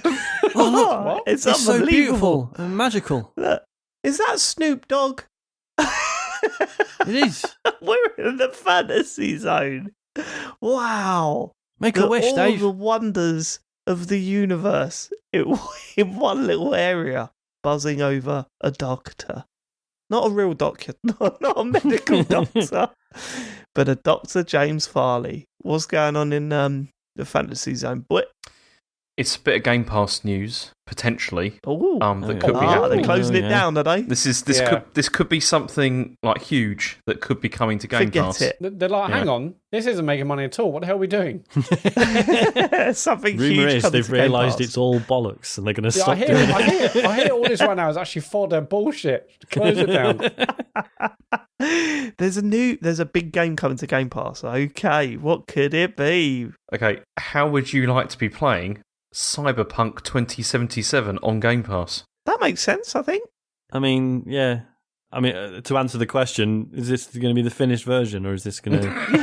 Yeah, is it going to work? Throw it out there, why That's not? the question I've got. Does it work? Well, imagine if Yes, that was the no, twist. That's maybe. why they've delayed the next-gen version for so long, because it's only coming to Game Pass. Well, look, right. If we're breaking this down, The Witcher 3's been on Game Pass, hasn't it? Mm-hmm. Has it? Okay. Yeah. It So has, yeah. there's a relationship there. It makes sense for the launch of the next gen version, but then this is very early to be considering this because the next gen version's not coming out until what? Holiday season 2022. Maybe they'll just release the broken version on there as like just for fun. I think this makes sense because no one's buying it now, are they? It does Can now you buy seem it like still? it's been too long to expect, even when the next gen version comes out, say it fixes all the problems, or the technical ones at least. Like it now seems too much to expect people to be like, yeah, fine, I'm gonna buy Cyberpunk again. Like it's been too long. There's enough of a stink around it, and as I say, it's not just the technical stuff. Like people have picked it apart for a number of other reasons. Do you know what I mean? That shine has completely come off now. I still want to play it. Maybe Like I they've do. delayed I it. still want to sit down and play it. Yeah, I reckon they've And you'll have delayed an it alright to time. throw in loads of microtransactions in it. Like if it's going Game Pass, we need loads of things where people can put money into it and pay for No, things. they don't. Maybe they'll Just change it so the story is released in chunks, like over time on Game Pass. Oh yeah, like Halo Infinite. Yeah. No, I don't think they do episodic games on Game Pass. Look, James, where have you heard this rumour? Well, do you want to know where this comes from? I mean, I'm not revealing my sources. That's why. That's It's Jeff literally Grubb. what I I'm just not asked. revealing the source, but I can tell you the theory Jeff as to why they think it's not Jeff Grubb. Why you? Go on. So, Xbox released a video to highlight the game streaming option for Game Pass Ultimate recently. That's what's coming to consoles and stuff. Halfway into the video, there's a brief clip where there's a shot of a player shooting a revolver at some robots in like a first-person shooter. This appears to be from Cyberpunk 2077 because the revolver in the gun is the same as one of the ones that's in Cyberpunk 2077. Well, that's ironclad, isn't it? That's locked in. I'd say this, right? Nerds are incredible, right?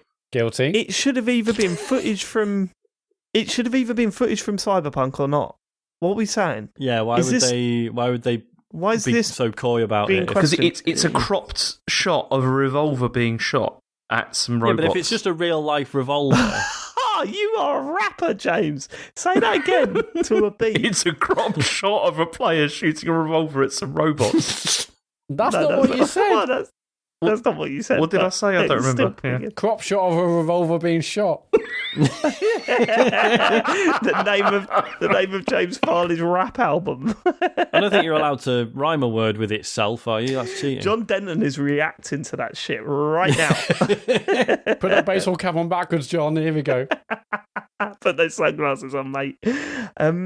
Yeah, okay. I think that is plausible. Yeah, I think that It makes sense. total sense. Okay, here's my question though. That's so I just had a laughing stroke coughing fit where I nearly passed out. From Oh, that, for Christ's sake. which was horrible. Try not to die. James. I knocked my microphone off the stand. It was horrible. Oh my god! Look, really you did. Okay. survived the milk. Don't let this bring you down. So I think if they do that, it won't, even when the next gen version comes out, that'll be a paid upgrade and or just not the version. I don't think were this to come out on Game Pass in the next month or two or whenever, I don't think then we'll automatically get a free next-gen upgrade. I think that'll be a separate purchase. But surely that's too big a risk that everyone will load it up and be like, oh yeah, it looks, runs like shit. It's and there's broken. bugs. Yeah, I disagree. I disagree. Well, It'll be the full 'cause thing. this could be like a Christmas thing, and we know we're like a year away from the next-gen version. Yeah, but what a horrible Christmas present. What? Merry Christmas is a broken game. They've said all along that the next gen upgrade is free. I think that's something the CDPR They have done, have to stick to. If Yeah. nothing Yeah, else. I guess, yeah. Yeah. Okay. That's it. All right, are we back interesting, in the yeah. land of facts now? Well, never. Because I can confirm from an unnamed source that, the Halo Infinite campaign is one thing. It's not coming out in episodes. Was it Jeff Grubb? It wasn't Jeff Grubb. It was Jeff Grubb on it. Well, I'm glad because I was really worried. Even if he was a contact, I wouldn't ask him for any info. Okay, let's get on to what you've been playing. I should just say, I don't know Jeff Grubb. He's probably lovely. I just feel like he's in a lot of stories where it's like, reports say this is happening, and then it's just like, oh, it's Jeff Grubb on a podcast. That's not a report. That's not... Kind of report. Okay. Sort of. Let's get to the biggest release of this week, because this follows on from your Halo stories. They also announced, Xbox also announced that their 20th anniversary. Yeah, 20th. Yeah, I said 30th earlier. Thank God for that. Yeah, you did say 30th earlier. Yeah. We are getting so many emails, Matt corrected me. Follow-up emails saying, "Oh right, okay, thanks, Matt." So they announced that they were well. This was interesting because we spoke about this as a rumor last week that they were going to announce Halo Infinite multiplayer was coming out on Monday because Julius Pringles said it was happening. Yeah. And I said, why? Why would they do this? The way they presented it then made me go, of course they're doing it like this. So they announced that it was a Halo beta, but it included everything. And that kind of makes sense to me because what they don't want is to release Halo on launch day and for the servers to absolutely shit the bed, which is what would have happened. This is a slower way of building up to, releasing the game, right? And it makes perfect sense. It's free to play anyway. They can hide behind the label of a beta for a month or so before they fully release the game. And I downloaded it instantly, and we've been playing it all week, haven't we, Matt? Oh yes. Sean, have you played any? Yeah, I have, and I'm fucking rubbish at it. James, I downloaded it, played against some bots, and then stopped playing. Yeah, I've barely touched it. Okay. So my initial reaction was to cry and scream to the heavens, we got our Halo back. That's how it feels, right? Because when you go through the details of that Halo Infinite multiplayer, you can see the modernisation of what Halo was. You can see what they've added to it to make it feel, move. You got to remember that Halo, the original multiplayer mode, was so slow. There was no aiming down sights. There was a lot of stuff missing from that. You had scope views, but they were very different to aiming down sights. And it still retains some of that. Like, if you're looking down sights, you get shot, you get popped out of it like you do in the original Halos. But they've somehow tweaked it just enough to make it feel modern, but also left intact what Halo multiplayer is all about, in my opinion. And it just feels fucking fantastic. Like, really good. It's full of those Halo moments where you do something and your jaw drops. Or, you see something and you go, like, you're playing it. We played a game of Capture the Flag last night in the big team battle mode. So, it was a lot going on. And we managed to capture their flag with about 2 seconds left and got it back to base to tie the game. And it was like, I can't remember last time I played a multiplayer game like this where it made me feel that good. It's nailed it. Like, it really has nailed it. I'm so blown away by what I've played this week that I'm very excited about playing it again. Like, I'm actually gutted that I'm not playing it tonight. I want to play more of it. Yeah, same here. And I've not felt like that about a multiplayer game for ages. A competitive multiplayer game, at least. I'm so hooked on it. Matt. Yeah, everything you just said, it feels like old school Halo in the way that I remember. I mean, Halo 5 Guardians I didn't like at all, but there was a couple of game modes I did like. I like the smaller esports focused ones, and there were a couple of modes in this that are maybe trying to ape that kind of smaller environments, smaller teams, no radar, to make it a bit more tense. But then there's larger modes, and again, in Halo 5 Guardians, I didn't like the big team battle modes. There's like a card system. It was fine, but it never truly felt like Halo. It felt like they were trying to increase the size, maybe to appeal to the Battlefield crowd or other shooters at the time. It never truly felt Halo. Whereas this, whether it's a small indoor environment or massive outdoor environment, it just feels like Halo. From the movement, from the gunplay, from the small kind of skirmishes you'll have with 2, 3, 4 enemies, whether you're trying to take a control point or you're trying to capture a flag, to seeing huge Wraith tanks and Banshees go overhead or other vehicles, and even the huge big team battles do that thing that other larger games have tried to do, where they're like, hey, we've got like 128 players or 64 players, and actually there's just loads of little mini skirmishes, and that is what this game has done. And like I said, whether I'm playing a smaller mode with the smaller teams or the huge one, it feels like Halo. It just, the guns feel fantastic. I'm still, obviously it's only really been a few days, still trying to get my head around the various guns, their alt fires, how they work, what's best used in which scenario. But it's just felt fantastic, yeah. And like Dave said, I'm glad I'm not playing tonight.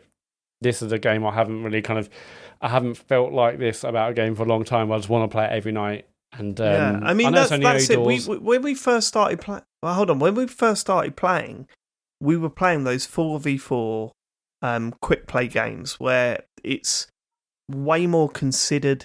There's a lot less going on. You're thinking, where are the other team? And you're staying together in your group.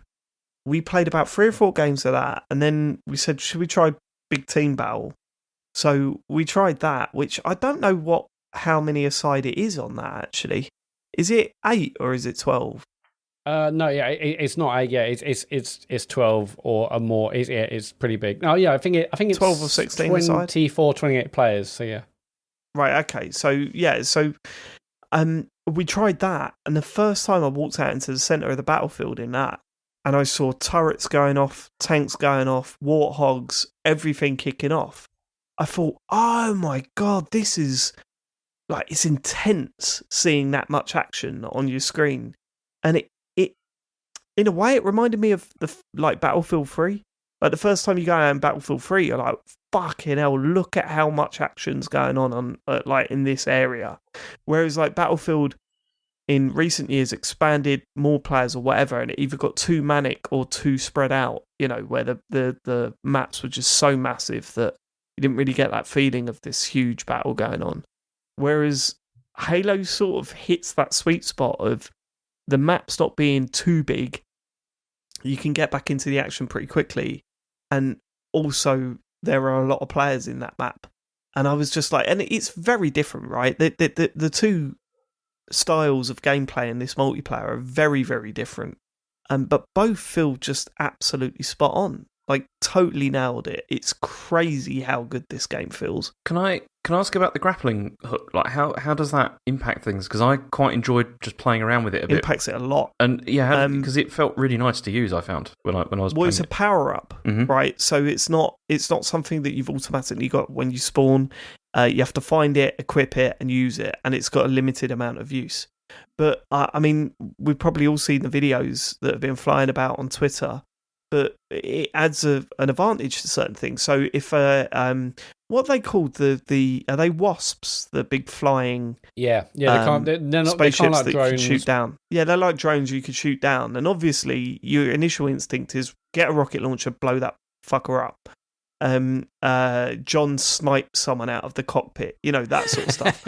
But then there's a video going around where someone just grapples up to it and then hijacks it. Because of course you can. It makes total sense. And that's the sort of Halo shit that's wonderful. Jumping up, narrowly missing a ghost that's flying at you, and when they hit the wall, rip them off the ghost and shoot them with it. Like, all that stuff is in this game. And it just feels that, yeah, Sean, I'm not brilliant at it either, right? And I'm struggling getting back into the Halo feel and getting back into playing Halo. But I'm still pulling off amazing moves and seeing amazing moves and amazing shit while I'm playing constantly. You know, it was like what I always said about Titanfall. I played one game of Titanfall at EGX and I got it. And I went, oh, right, okay, this feels like an arcade game that is trying to get you to pump more money into it by doing amazing stuff. And you're like, I want to see more of this stuff. I'm going to put another pound coin into this machine. That's what Halo feels like to me. This is what Halo Infinite feels like to me. It's like, I want to go to bed, but at the same time, I want another game of this because every game I've played has had a moment in it that makes me go, shit, this is just brilliant. Yeah, I'm blown away. Absolutely blown away by it so far. Yeah. It looks and feels fantastic. So you can play 120 hertz, which I tried. But when you do that, it knocks it down to as low as 1080p. So as much as it felt kind of a little bit faster and smooth in that regard, I'm much happier with I guess it's the graphics mode, actually, because there's graphics and performance mode. Typically in these games, I'll go performance to get higher frames, but in this regard, I'm going graphics, so I get 60, locked to 60, whereas 120, the visuals are downgraded too much. What's it on by default? It's got to be 60 frames by default, on right? Graphics, yeah. Yeah. How much have you played of it, Sean? What have you done? Not a huge amount. We had one really nice. So the day it came out, there was, like I was saying the other week, it'd be really nice to once again have that experience of like, oh, I'll just load up a game and then look at my friends list and see who else is playing it and invite them all into a big party, and just like we did that, and it was really cool. It was really nice. So I've spent, basically it was that, and then I spent like one other evening on it. And I've kept quiet so far because I think, similar to James, I've sort of broadly come to terms with the fact that competitive multiplayer is not really for me anymore. But I mean, this is clearly great. As you say, it's the way it strikes that balance between modernizing it but not making it not Halo anymore. And it does make me properly excited for A, the campaign, and B, although it's now a long way off, the Forge stuff I think is going to be really interesting. Like knowing that the game, plays and feels as good as it does, and then knowing that people are going to do like loads of weird shit with the Forge mode, I think is really exciting. Yeah, they seem to have nailed the level design as well. Like Halo's always had this thing where Destiny obviously nailed this as well, where the levels feel so balanced no matter where you're spawning and what side you're spawning. A lot of the time it is just mirrored. And it feels less false. But if you think of that, I don't remember the name of the map, but the one in Halo 2 with the spinning turbine in the middle of it. It had a big fan in the middle of it, and you regularly do attack defend on it. But anyway, like that isn't a mirrored map, but it feels like both sides have an advantage. And that's what these maps feel like. They sort of nail that, where they're not just mirrored so that it's obvious that no matter what side you spawn, you've got the same advantage. It still manages to achieve that when it's not just a mirror of each end. And I think that's an exceptionally hard thing to do, and they've totally nailed it here. There's only 10 levels in the beta, and at first I thought, okay, well, that's not many compared to how I mean, I don't know how many previous ones had, but I think 10. I think, well, it doesn't seem like many. Is that less than usual? But yeah, I don't think there's a bad level. I think that's about the same. And I think that's important too, because the COD has 20 maps, but I kind of feel that you need to learn maps, And if you're playing for hundreds of hours, then fine, you will learn those maps. Like, that's no problem. But if you're not, then you want to kind of be able to learn maps. And I think that's my biggest hurdle to get over. And the game is sort of helping me get over that, because I am repeating maps quite often. Yeah. I think some of the game modes, some are better than others.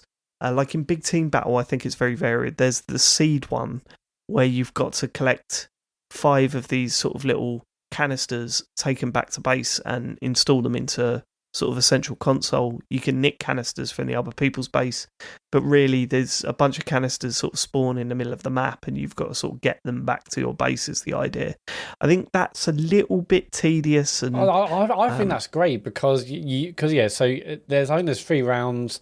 It says, okay, seeds are on the battlefield or whatever it says, and you can go grab them, but obviously you can go grab them, and because there's loads of enemies around, you can go grab them and actually just like throw them towards your own base, maybe for other team members to pick them up and take them to kind of to deploy them in a base. I think that's really cool. There is some tactics there. There is some strategy. I think there's one vehicle where you can it's less... store one of the seeds, so you can like grab it, put it on the vehicle, bomb towards your base. I also love the fact that if you're not doing that, and if you're not also potentially taking out enemies, another members of the team could also go and just take some seeds from the enemy base as well. So no, I think that's quite a fun mode. I quite enjoy it. Yeah, but I mean, I see what you're saying about the tactics, but in terms of focus, I don't think it's a very focused game mode.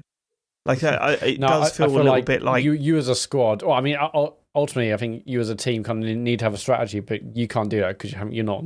Typically, you wouldn't be on voice comms with everyone, but I think if you as a squad, like, know what you're doing. I think it's still immensely whereas fun. I don't see it much different to Capture the Flag. Capture the Flag has that same idea of getting something, return it back to base, but I think it's more focused, and you know what the task is. Whereas, like, you know, if there's 20 canisters in the middle of the map or whatever, everyone's a bit sort of spread out and not really... They're kind of doing their own thing. Whereas with the Flag, it is very much... We all know what the task is. We all know where it is. Let's go and do it, you know. But then there's the Total Control game mode. Have you played this, Sean? No, I don't think I have, no. So you know in Destiny where you've got the 3 control points and you stand next to the thing? Yeah, that's all great. Mm-hmm. But on this one, you only get a point if you get a total control. So if you control 3 bases at once, then you get a point and it resets, the bases move elsewhere, and then you've got to capture all 3 of those as well. That has been so tense every time I've played it. It's brilliant. You know, we've got 2, we just need this one. And then you all go over to B, you start capturing it, and just as you're capturing that, you can see A being taken, and you're like, fuck! And then when you get all 3, it's such a great feeling. Like, that is a brilliant game. But it's mode. also really really exciting if, say, the enemy's got 2 and then they're grabbing a 3rd. Like, the instinct is to go towards that 3rd one that they're taking. But really, you need to actually just find the nearest point that they've already got, because as soon as you're in that, they can't win. So I think that's another kind of level of kind of strategy and tactics you can do as well. Visually, what I find really funny is that not really spoken about it, because I think it's different for a multiplayer game like this. It's not that much of an issue. I mean, it doesn't look mind-blowing. No, it looks good, but I think you're totally right. This isn't like it's not like a Forza where you're like, oh my god, look how good it looks, the lighting, this and that, the scale of the environment. Here, for a multiplayer game, it's about speed and frames, and it looks nice. It definitely doesn't... which I don't mind in the multiplayer, but like, I hope that in the single player there's a massive improvement visually. Like, I want it to look good as a single player campaign. Isn't it all about how much action there is going on, like all the huge explosions and all that kind of thing? So it's either one or the other, isn't it? And you certainly get a piece of that in the big battle modes in Halo Infinite multiplayer. But what I'm saying is that if this looks like this in the single player campaign, I do think I'll be disappointed. Well, I mean, from the previews I've read, I think the previews are really positive. But the thing they will say is that this isn't going to blow you away looks wise. So I can see that. But for multiplayer right now, I think it looks good, but it's not something you're like, oh no, the graphics of Halo. I don't think it's one. It's not a point that you would necessarily like tell people. But I think we're both loving it, but it's not all good. And I'm really glad we started with a positive, because it is overall absolutely positive. But I think the thing that isn't great is the battle pass and the progression. I was going to say that stuff's been torn apart, hasn't it? They've already addressed it, haven't they? I was going to say, I think they have they already fixed it, or have they just said they're going to? No, they said they're going to modify it, didn't they? Yeah. Right, yeah. They're nowhere near fixing it. They made some changes. That they made a couple of things here and there, and they've given some people they will be giving everyone this reward, which would have ordinarily required you to complete loads of challenges. Now they're giving everyone that if you log in within a certain time frame, because they were already kind of moving the goalposts and changing things. But ultimately, so I played loads of Fortnite, and it's Battle Pass really that kept me playing, even when I was pretty much playing on my own, because it was fun to do. The challenges were rewarding, and the stuff you were getting on the Battle Pass, whether it's the free one or the paid one, were worth doing. For this, so the major complaint is that you have to do quite a lot to earn even the smallest amount of XP. And not only that, lots of people now, just because you don't have to complete a match to obtain, say, a certain challenge. Say a certain challenge could be get 10 battle rifle kills. At the moment, you don't have to complete the game or the match in order to get that. Once you get your 10 kills, you can exit out. And so right now, lots of people are doing certain things to complete certain challenges, whether that's get certain kills with a certain vehicle or certain weapon or certain headshots, and then just quitting matches, or they're just totally going against the objective that they have a flag right in front of them. They could get the flag, but there's kind of no point doing that, because even if you complete a match, the most you're going to get is 50 XP, and it takes 1,000 XP to go up a level on the battle pass. So people are like, well, there's no real reward for me even bothering to play the game properly. All I'm going to do is focus on my challenges I have in my battle pass and just quit or just ignore the game type. So it's annoying for players who aren't really bothered about it, and for players who do want to have like an engaging, exciting battle pass, it doesn't really do that either. So I think they've got a lot of work to do to really change it, because you can have an amazing game, you can do capture flag, you can get like 20 kills and loads of flag captures and loads of stuff, and ultimately you might just get 50 XP, which is nothing really. So they definitely need to work on that, because right now it's not compelling, it's not exciting. The stuff you get, basically, there's you need to get there's separate knee pads, separate shoulder pads. It's all just a bit slow, and they need to work on that a lot. I was going to say, and especially me saying I've played a bit of it, but I've struggled, not been very good. For those first, sort of 5-10 levels or whatever, you still sort of expect hey, thanks for showing up, here's a free pair of trousers for you, Spartan. Do you know what I mean? That would have been some, okay, I can see how the progression works. Okay, right, I see where I can, where this could be headed. Yeah, but as it is, I think I've barely made it to level 2. And it's just so slow.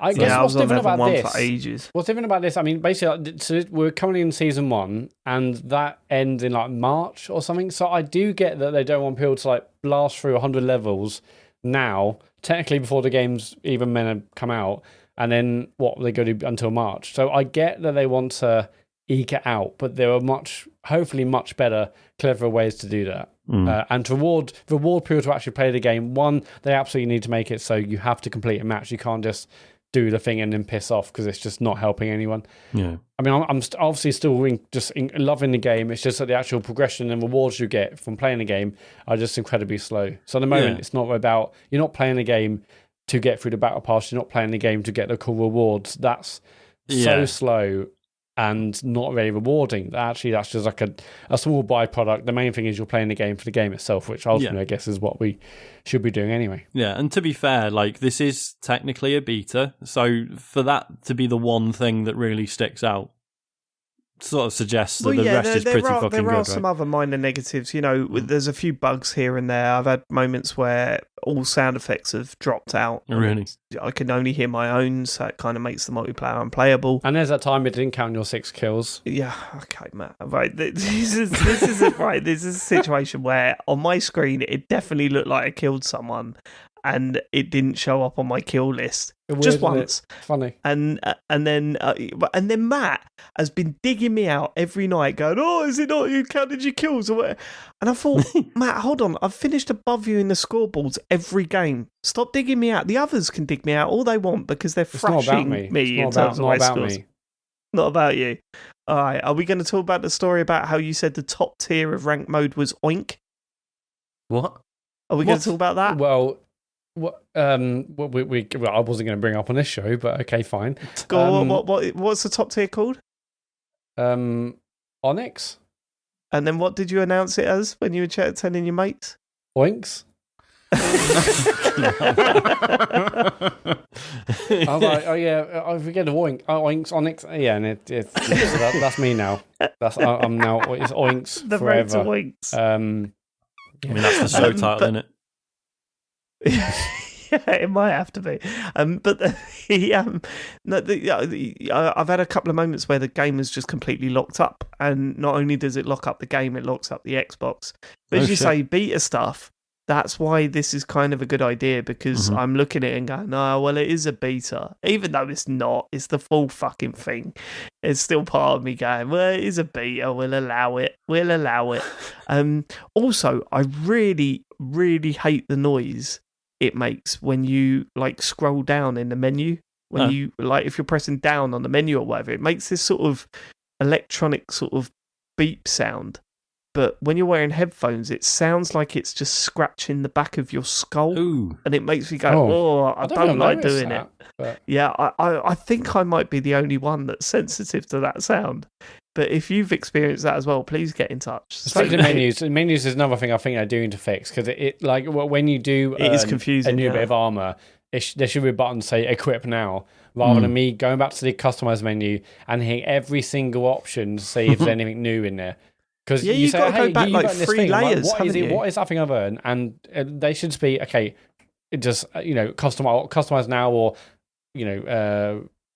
just use now, basically. But there's a lot of things. I think the menus need work, but whatever.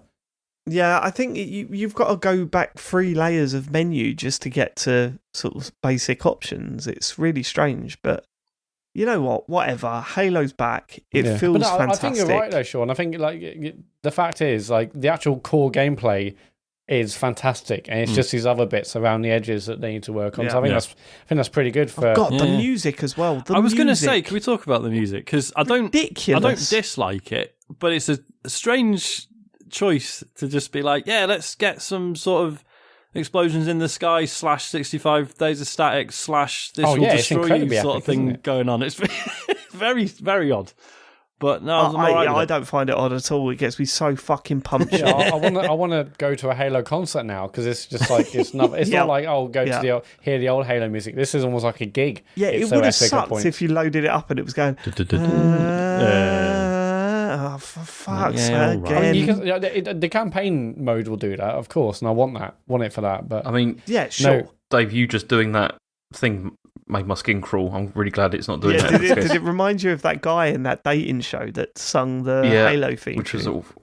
I don't think I've seen this. Seen that, Sean? I have not seen this. I think I must have sent you the clip where some guy, he's on a dating show and he takes his date outside and goes, I want to sing to you. Have you heard of Halo? And he was like, I think my kids have played it. And he's like middle-aged fella. Yeah. And he goes, that's a dig. Well, I'm going to sing to you now the Halo theme tune. And he goes, oh. Like, she's just like staring at him, just going, what the fuck are you doing? James, you say you're not a fan of that, but were you a fan of all the memes that happened a year or so ago with everyone singing, or like, typically like a massive group of lads singing it in a bathroom somewhere? Were you not a fan of that? Not particularly, no. It was I thought that quite annoying, but the change in music is just absolutely spot on. I love it. We will be talking about more Halo. Go on, sorry. Forza Horizon 4, the event with the Warthog, and that has the Halo theme on it. And I remember I was playing that. I was like, fuck me, this is a fucking great version of the Halo theme. What's this from? Yeah, it's from Halo 5. Never mind. Right, okay. Well, at least something good come out of that game. I'm sure there'll be more Halo chat in future weeks, especially when the campaign comes out in its entirety. The full thing. Never in doubt. Next month. Another game I've got on my list is also on your guys' lists. Is Exo One. Yeah, this come out on Game Pass this week. I'm going to sit back and because here's how this game's come about. I've completed it. Mm-hmm. Matt, have you completed it? Yeah. Sean? Yep. Right. I'm going to sit back because Sean recommended this to Matt in our WhatsApp group. and I'm interested to hear how it went down for the both of you. Okay. And then I'll jump in. Go on. So this is a game where you are piloting a spacecraft. It's a little ball, and like, you know, if you were to say, "Oh, it's 3D Tiny Wings," isn't it? You're not entirely wrong.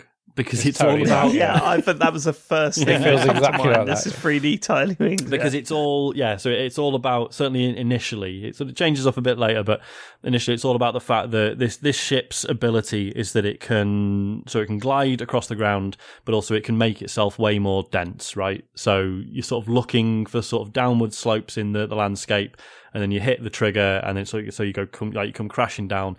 You know, hit the downward slope. It literally changes gravity, doesn't it? Yeah, and then you release That's it the as you idea. come up. And it can literally say it can have 10 times the amount of gravity, or it can be moon-like. Yeah. Like, that's explained very early on. And it's like there isn't a huge amount to it in terms of how you play. Like it really is just like going through a series of landscapes with this ship that I thought was an absolute joy to control, apart from a couple of bits which we'll get to, and it's all like it's all overlaid with this sort of very sort of abstract story, which is basically that there was, you know, you were like an astronaut who went on this failed mission to Jupiter, and you were the only survivor, and then a year later, you're, again, it doesn't specify how, but you're the recipient of the designs for this like alien craft, right? So you're from Earth, and this spacecraft has been built, and you've taken control of it, and you sort of, you know, touring the universe basically, and it's sort of implied that you're trying to get your crew back that you lost a year ago, and it's just, I just thought that, again, there's a couple of bits I didn't really like, but overall I just thought it was beautiful and weird and a bit sad.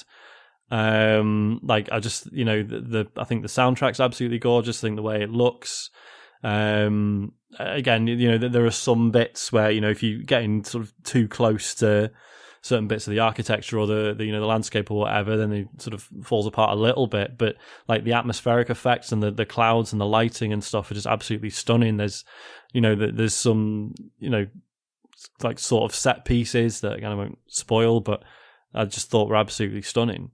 And it only took an hour and a half of my life, and I had a wonderful time with it. That's me. Well, Matt, what did you think? I had a great time with it as well. Mm-hmm. I mean, I was totally there. It felt like Tiny Wings. I absolutely love the feeling of momentum, where you're looking at the landscapes below you. That's a hill. I was playing on Xbox on the controller.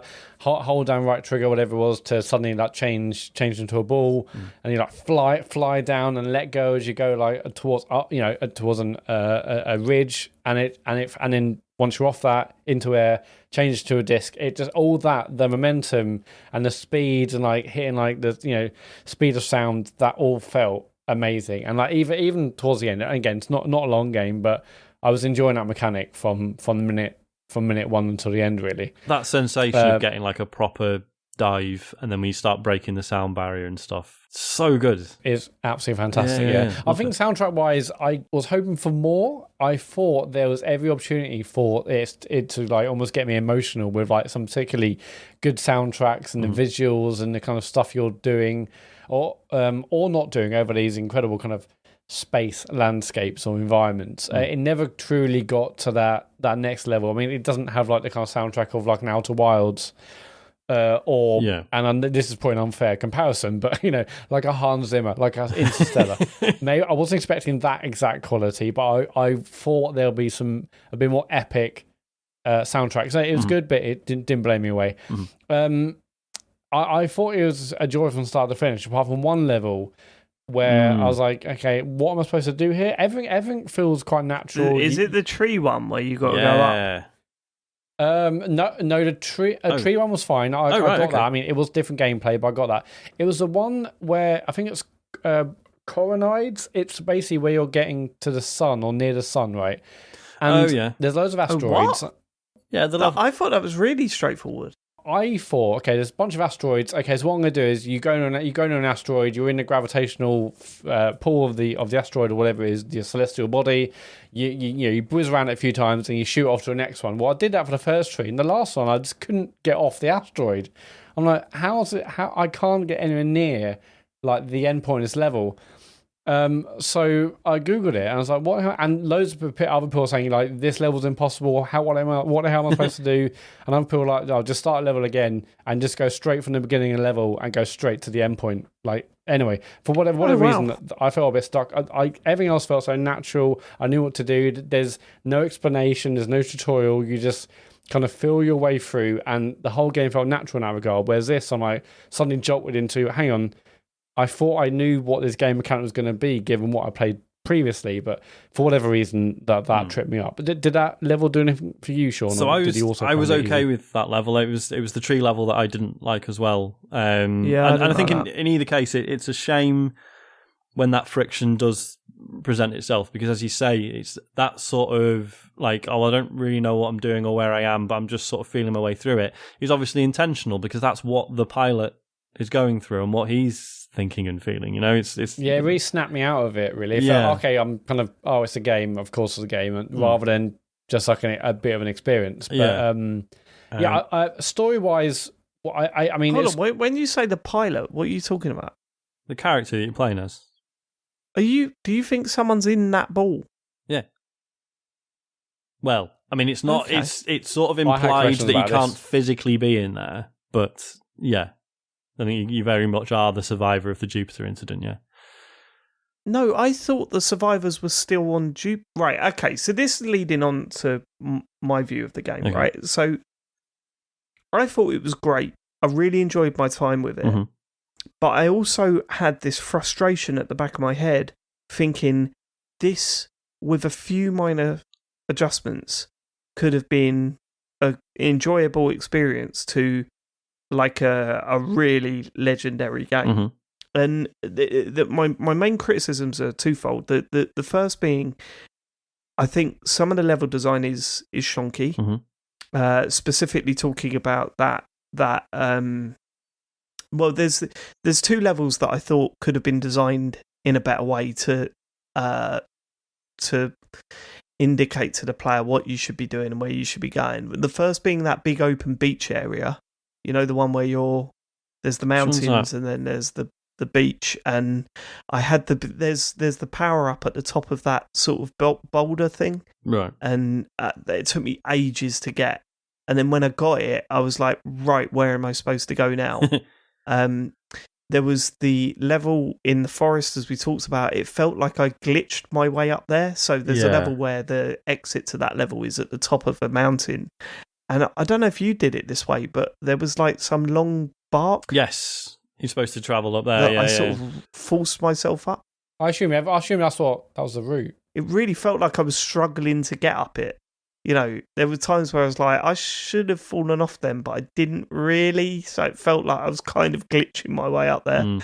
What did you think to the level where you couldn't actually change direction? I thought that was brilliant. That was great. That was great, but in my game, I had to restart that level from the start because there were two blue lights in the sky, one pointing directly up and one at an angle.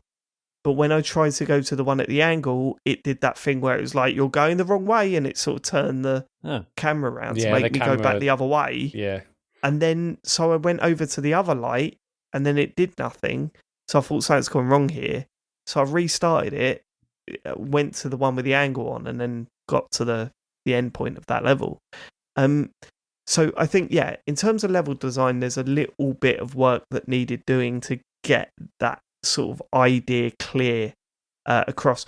The second being the story, and we've already, sort of touched on where the story went wrong, because the story basically. I don't think it did go wrong. Too abstract for me. I thought it made sense. No, you wouldn't though. But what I'm saying is that I saw something completely different to you. Yeah. So the story, not the story is wrong, but the way it was delivered to the player, I think, is wrong. Because if we've got three different people thinking three different things here, then then the delivery of that story, that it must have issues. I mean, right? obviously, it's abstract, isn't it? It's literally it is. It's just like little. I was going to say little voice clips, except they're not really voice clips, are they? It's just you relying on the captions beneath. But yeah, it's these sort of weird little excerpts that you have to sort of piece together yourself. The ending, certainly, obviously, we won't get into it because of spoilers. But yeah, initially the ending, I was like, wait, hang on, what? So the ending felt like it should have been really impactful, like really emotional. But because I wasn't fully on board with my interpretation of that story, it didn't have the intended effect. So here's what's funny here, Sean. So this is what I thought it was. A team had flown to Jupiter, crashed, and they were being left. There was conversations going on whether they were being left for dead or not. If they were going to actively try and save these people on Jupiter or not. But that's the rescue mission. Okay, go on. Okay, we'll talk about that a bit. The rescue mission was this spacecraft that you're controlling. I thought we were controlling it remotely. Not that there was someone in there, but the spacecraft was being controlled remotely and being sent out to try and find them and help them, right? And what was the final piece of that? So then, you end up, I'm not going to explain the ending, obviously, but that comes to a conclusion one way or the other, right? Yeah. That's how I felt. But you thought there was a person in that spaceship. Well, as I say, it's implied, because this isn't a spoiler, it says this very early on, that it's like there's an audio clip where it's like the engineer, the pilot is being interviewed by someone saying like, but looking at the plans, there's no place for someone to go. And he just sort of responds like, you have to stop thinking about it from like a human perspective. So I don't know if the implication is like, somehow like his consciousness is transferred into the ship. That was my best guess. Right. So I interpreted that as it being controlled remotely, right? Okay. Well, there's definitely mission control. There's definitely mentions of him not coming back. So that put that to bed for me, I think. Really? Yeah. I didn't. Yeah. Okay. Yeah. I would have preferred if some of the story stuff was implemented while you were playing, because it feels like you've got those flashes of different visions or whatever while you're playing, but the actual process of going around is fun. I totally agree. It's a cool game to control. My kids love watching it, but and I enjoyed playing it. But I just kind of felt that these little snapshots in between levels wasn't enough to drive the story forward enough for me. You know what I mean? Or keep me engaged. So what's interesting is that this game was a Kickstarter, and originally it had a narration, but then they took out the narration and decided to tell the story with that kind of interesting. Because I remember, backwards audio. Yeah, because this was at Rest years and years and years ago, and it started with a tutorial where you were in like a test chamber where this ship had been built, and they've removed that, and there's story reasons for that, which you find out later. So that was interesting as well. That it just kicks off that you're just on this other planet. What was your interpretation of the story, Matt? Honestly, I love ambiguous movies, but this was just so ambiguous I kind of stopped paying attention. I don't think it was that ambiguous. I got it. Yeah, I don't know. You're saying you got it, but like, I mean, you're saying you got it, but did you? Well, yeah, because every question you've asked, I've had an answer for.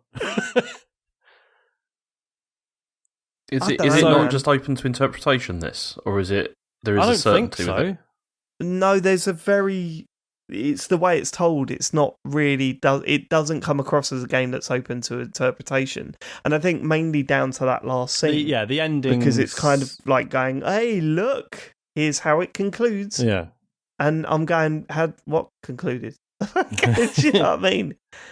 Yeah, for me, it doesn't take a. I thought, okay, we have a lovely story and it'll be impactful at the end. I had no impact. I didn't really feel much from the story, and it was a bit too all over the place. So story wise, big disappointment for me. There was nothing there for me at all, personally.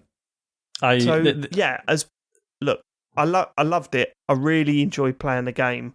I felt it could have been better. And, that's the same story for most games. You know what I mean? Like, it's not, it sounds like maybe I've come into this a little bit too negative because I shouldn't be. It's a really, really good experience. And if you've got Game Pass, certainly play it. I don't know how much it costs on other services or how much it just costs to buy. If it's around 15 quid. Yeah, it's £13.04 currently on then Steam. Absolutely buy it then, because 4 pence over what I would have paid personally, but it's really good. Yeah. It's one of those games that frustrates me because I'm like, oh man, this could have been a no-brainer, and I just feel with a little bit of work on level design, with a little bit of work on how you're telling that story, you could have gone from, this is really good, to fucking hell, play this. This is Game of the Year material, you know? I will say, story-wise, it didn't do it for me, but I think I took a lot of screenshots during this game. I think it looks absolutely gorgeous in places. Oh, when you fly above the clouds, it's fly above the clouds or above the water, and the lighting hits like the sea, and then it's like, there's a lot of colour in this game, and so many different parts of this game. Like, well, this looks absolutely gorgeous. That level where you spend most of your time above the clouds is absolutely unbelievable to look at. Yeah. And it's just ultimately really immensely satisfying. Yeah, the feeling of momentum. I love Tiny Wings back when I played that on iOS a million years ago, and it's the same kind of feeling. The feeling of momentum of nailing when you go down a slope and nailing when you lift off, and in this case, glide to another location. It's, really, really satisfying. Did you find the power-ups were a little bit pointless, though? Well, it wasn't always clear. It was kind of like, you can now glide more. Yeah, it wasn't always clear what difference they made. I don't feel like I can. Yeah. Yeah, because I started again. I started playing from the start again.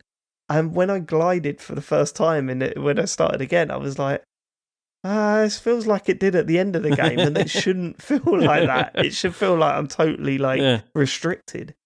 And I was finding a lot of those power-ups, but they didn't seem to do anything. Really weird. Yeah, I fully recommend this. Absolutely. And if you've got Game Pass, I think absolutely no-brainer. Yeah, James, definitely try it. I think you'd enjoy it a lot. How long was it roughly? Hour and a half. Oh, I'll definitely play it then. Okay. Moving on then, I'm eager to hear. Sean's been playing the Artful Escape. I'm eager to hear your views on this game. Finished it. Fucking loved it overall. Yeah, it was really good, isn't it? I really love this game. It's so good. Oh, it's great. Yeah, it's excellent. The ending, all right. Like, it's exactly what you want. It's not the best part of the game. No, it's not. It feels like you've been through the journey already, haven't you? Exactly. And it kind of just, it arrives sort of exactly where you sort of always thought it would and wanted it to. But yeah. It's how it gets there. It's just beautiful, isn't it? It's unbelievably good looking. It is. Game. And I think what impresses me most about the soundtrack, right? It's a music game. It's all about music. But there's no because it's music that you feed into it, right? You not in like a hugely meaningful way, but you're doing your solos as you're running around, and you're doing that, the sort of hitting a chord in midair, which sort of acts as your double jump and all that stuff. And it's giving you like just enough expression within that. And they've held off on like the soundtrack doesn't have any like hooks in it, right? You don't come away thinking like, oh man, I can't wait to listen to like that song again or whatever, which sounds quite damning, but it's sort of integral to why it works. There isn't like apart from the sort of Bob Dylan-esque stuff at the start, which is a real, sort of obvious, like, here's a song with a beginning and end and verses and choruses and what have you. The rest of it is all just kind of all over the shop, but that's why it works. Because if it was just like here's a song that's 3.5 minutes long, here's the structure, here's the lyrics, you wouldn't feel like you were feeding into that in any way. Yeah, it's because you're expressing yourself, aren't you? That's the whole thing with it, Yeah, well, kind of, and I mean that's the only disappointment I think in this game is that you're not actually expressing yourself. You're pressing a button to play a guitar solo. There is that. I think there's moments, just enough. There are moments where, there are moments where it lets you create a sort of guitar solo, right? Where you can press different buttons or whatever, but they're very rare. Yeah. For the vast majority of the game, you're just holding down the X button. Yeah, and even those bits are like, well, you've got 5 buttons and they're all, 5 notes in the same key, so just whatever. Like, which is fine. Like, it's perfectly enjoyable. But yeah, I know what you mean. It's all the other stuff. Yeah. It's the feeling that the character coming out and expressing themselves. The customization stuff. Where you can say where you're from and what your nickname is and all that. And the way that stuff. keeps sort of, we talked about the name stuff being annoying, that it, that there's one element of your character the way you can just type in your own name, which then means none of the characters can speak it aloud. That's annoying just because it's really jarring against how well done all the other stuff is. I'm from 16A Park Street and I'm the general of the Heavy Metal Light Brigade. All that stuff is so good. If it just come up with that and then they referred to you as that for the rest of the game rather than it was that would be much better. It did. I agree that plays into the whole story and theme but expression, it also but I think that it. let it down. Yeah. Hate that. But just like broadly speaking, because I feel like there's a lot of indie games now that are like, oh, it's a coming of age story, people figuring out, like Sable, for example, everyone's lauding that as like a really good, coming of age story that's about finding your identity and choosing who you want to be, etc., which for me felt completely flat, whereas this was like, fuck yes. So proud of my little guy, creating this identity for himself 100%, and sort of coming out of this, his uncle's shadow and being himself. Just a really, really good feeling.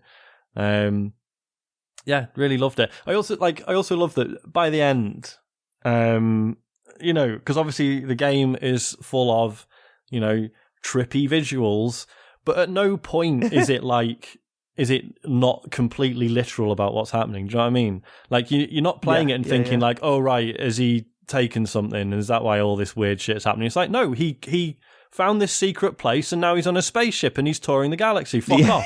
It's no more really or less complicated than that. yeah. Which I loved. Wonderful game. The bit where you get to customize your cat, dress them up, and all that stuff. It's so good. Yeah, proper good. So good. Yeah, and what's so amazing about that point is that the game is obviously, there's a story. You feel like you're maybe supposed to be one person, given everything, but then you can actually take it whatever way you truly want to take it character-wise. Yeah. And so I thought that was brilliant because, you can think, okay, well, the story is telling me I should probably be, dress like this kind of character, but actually, no, you can truly be yourself at that point, and that's why I think it's so clever. And the section after that, where you just told, like, look, everyone here is, like, obsessed with fashion, and they just say, look, when you first go in, they'll all fucking hate you, but fuck them. Don't matter. Just push on. And I just thought that was great. It's really nicely done. And, people could turn around and say, but you don't actually do anything. There's no challenge. There's no, platforming. You're not actually doing anything. And I get that. I'm not going to turn around and say, oh, no, actually it's good because of this. Because if that's what you're after from games, you're not going to find that here.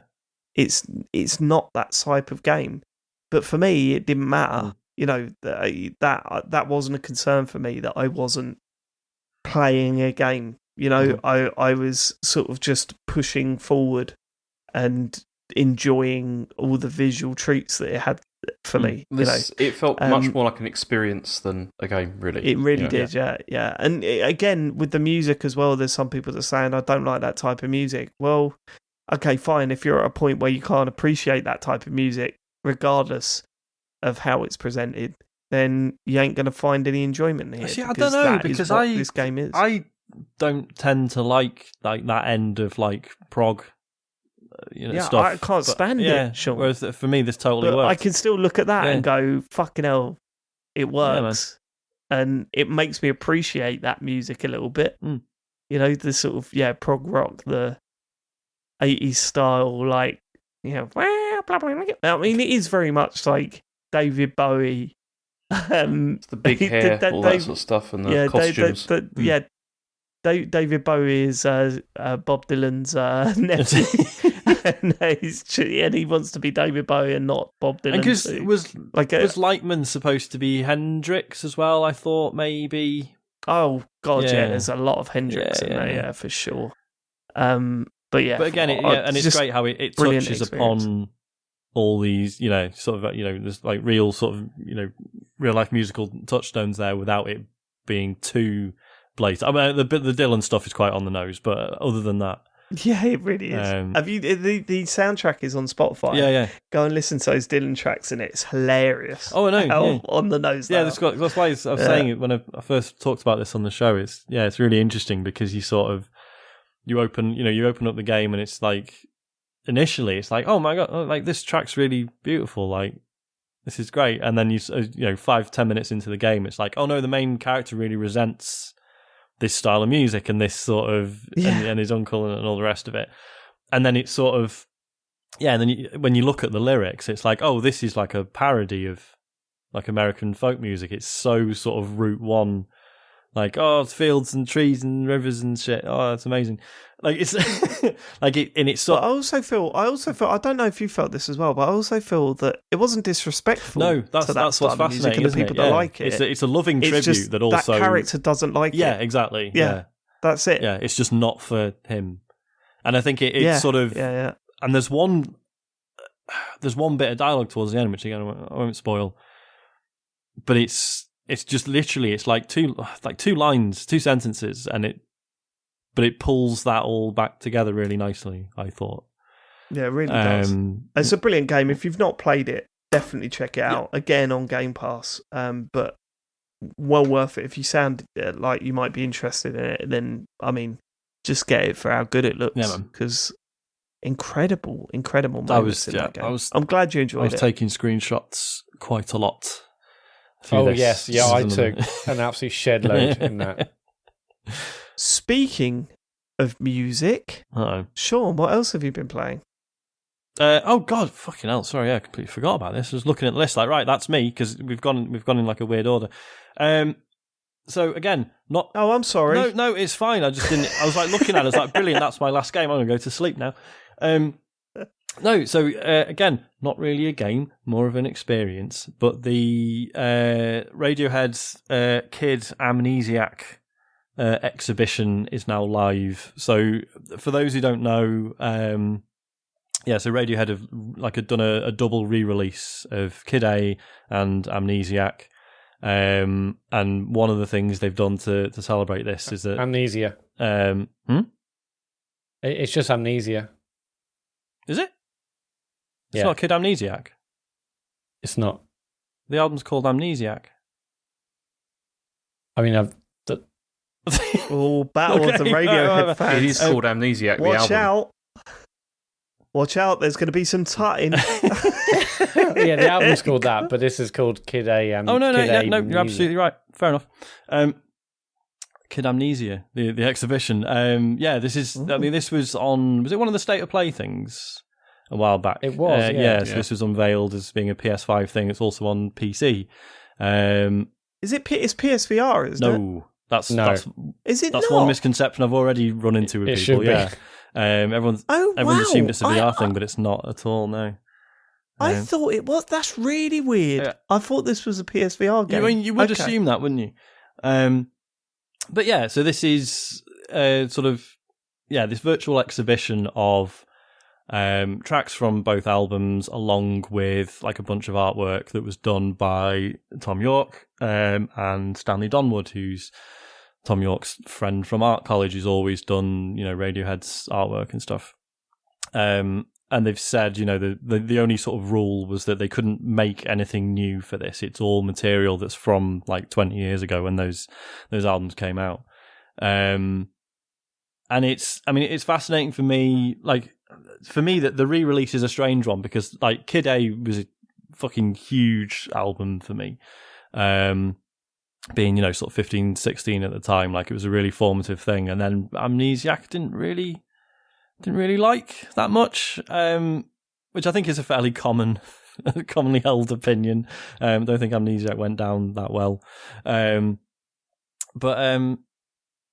this was absolutely fascinating, I thought. I absolutely loved it. It's, you know, I mean, it's barely interactive. It is just you walking around and looking at things, listening to things, and there are sort of, like, as you move around, there are ways in which you influence sort of, you know, what you're hearing, right? The songs sort of work with the environment in sort of interesting ways, but it is, you know, there's no buttons to push or anything. It is just you moving around, which is fine. Like, obviously, this is not necessarily aimed at capital G gamers. I think that's, you know, they're probably hoping that the audience is a bit wider on this. So, you know, there's, I mean, as you wander through, you sort of open up new routes sort of through it. It's essentially like a museum, right? You're going through exhibits. It's sort of different exhibits dedicated to different songs, but it's not just like, you know, you walk in this room and, you know, this song is playing. Like, everything's been sort of cut up and disassembled and reassembled in really interesting ways. And I mean, you know, the fact that there are elements of this that I wouldn't want to spoil for people kind of says it all. There's some, like, really sort of impactful bits of it. Yeah, definitely. Because, yeah, you played this as well, haven't you, Matt? Yeah, I played through a lot, yeah. So I came to Radiohead really late. I mean, all my friends were wanking over them from day one, and I was more into... Okay. All right. More That into is my... the way to put it. Yeah. Well, you know... I was more into, you know, like embarrassing emo or new metal. But I can't remember when I came to, when I you know, thought I'm going to listen to Radiohead. And yeah, obviously they're absolutely incredible and one of my all-time favourite artists now. And going into this, I also thought, I wonder if it's a VR thing. But no, it feels like it probably could have been, but it isn't. But no, I thought this was really, really fascinating because there's also throughout the game, there's this QR codes. And I was like, what's this gonna get me exactly? And you scan the QR code with your phone, and that will like basically show you a map of the areas, and you can say, okay, I want to get to like this part of the museum or the exhibition to experience different things. So I thought that was really cool, and it shows you also some like different bits of artwork because it does also link you to merch, which I thought was a bit crass. Yes, I thought that was a bit off-putting. I was like, oh, this is weird, and I'm like, oh no, hang on, you can actually buy this. Okay, I don't know how I feel about that, but having said that, there's some nice bedspreads. So Matt's getting an idea for his streams now. Gonna whack a QR code up, take you to a TCGS hoodie. Do that. Yeah. Yeah, I mean, I think you're totally right, Sean. If you're like even a passing Radiohead fan, there's loads to get excited about here. I mean, the artwork, Radiohead's artwork's never really done too much for me. I mean, it fits very much with the piece, with the music, but I've never truly thought, oh yeah, the artwork's incredible, and that's like a part of it. It's really just been about the music for me, but it's still really fascinating and interesting going through the exhibition. And experiencing these kind of songs which are cut up in different ways or combined in weird ways, or how that links in with the artwork, I thought was really, really well done. Yeah, there were bits basically where you can travel from room to room and experience songs or mixes by standing on parts of the environment or, you know, visiting parts of a particular room, for instance. But there's other rooms where you can go in and then essentially you then experience like 3 songs in a row in like a weird kind of it's almost like res in some parts. I'm not sure if you went inside the pyramid, Sean. Oh god, yeah, no, I've seen everything. Yeah. So like, and they're like, okay, wow, there's like 3 songs in a row, and it's like like incredible visuals, and I thought this was really, really good. I mean, it's not, it didn't blow me away. I'm not saying it's no game of the year, contender, but if you've even got a passing sort of enjoyment of Radiohead music, or there are, I think it's well worth a download.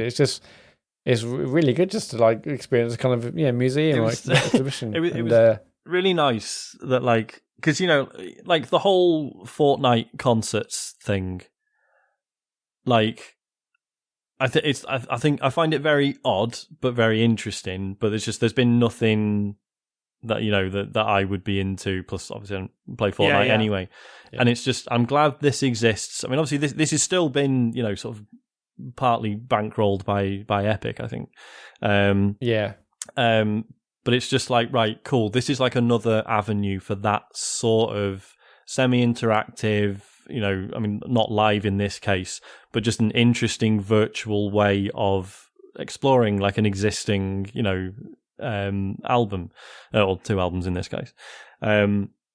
So yeah, it's just I hope we see more stuff like this. Yeah, that's what I was going to say. I'd like to see more of this. I'm not a massive Radiohead fan. There's a few songs that I like, a few albums that I like from them, but I like to see it for an artist that I really am well into. Yeah. And I'd be interested to see how that progresses over the years, because if this is a success, you should give us a go, Dave. Even if you're not, you know of some of the songs, but I think you should give it a go. I think you enjoy it. You're totally right. It's interesting, and Radiohead never seemed like the kind of band to really go in for these newfangled things, which is weird because in some ways they're also incredibly progressive. You know, like releasing their albums for like pay what you want on their website. They've done loads of stuff. It's not like they're averse to new trends or technologies, but then they're also not the kind of band or whatever. Imagine, there's a game bankrolled by Epic. You can explore the albums. But half my enjoyment was that. I was like, it's just so amazing getting to hear this Radiohead like content and albums and art, which I haven't listened to them for a while, and in a way that I never would have anticipated that they would even engage with. And it got me excited for what other bands, other albums, I mean, other Radiohead stuff even, to experience in this new way. Finger Boys experience. That will be good. Development's coming. It's awesome. It's got to listen to Radiohead again, so it's a win-win either way. Yeah, man. Band. Did you get to the end, Matt? I saw credits. Yeah. Oh fucking hell! That because I mean, I don't want to spoil it, but it involves a song that I was like, fucking tearing through these exhibitions, like, where is it? Where's it? Because it's my favourite song of those 2 albums, and I was like, I'll be fucking livid if they've missed it out, and then. It's at the end, and I was a fucking mess by the end. I absolutely loved it. Cool. My favourite song out of 2 albums was in the Rotunda. Oh yeah. Yeah, that was fucking brilliant. Anyway, it's cool. It's free as well. It's fucking free, but obviously well, I mean, it is marketing. Yeah, it's an advert. It's PS5 and it is PS5 only, isn't it? It's PC and Mac and as PC well. and Mac, yeah, obviously, but only on the Epic Store. So you'll have to load that up and update that, everyone, before you can download this. If you can remember your login information. And they're all Fortnite players. It's true. I fucking love it. There is, I should say, that, I don't know if you saw, there is a Kid Amnesia Fortnite thing, where you if you download the exhibition, you get like some Radiohead music you can use in the lobby or something, which was weird seeing that. Yeah, when I saw that image, I thought, oh, this is a piss take. Someone's like put this exhibition in the Fortnite font. No, but it's real, isn't it? Yeah, it's real. I mean, I assume it was like a Epic saying, "Look, we'll help you build this, but can we put something in Fortnite?" And fine. Because for a minute I was like, I wonder. Initially, I wondered, like, were they approached about doing a Fortnite concert?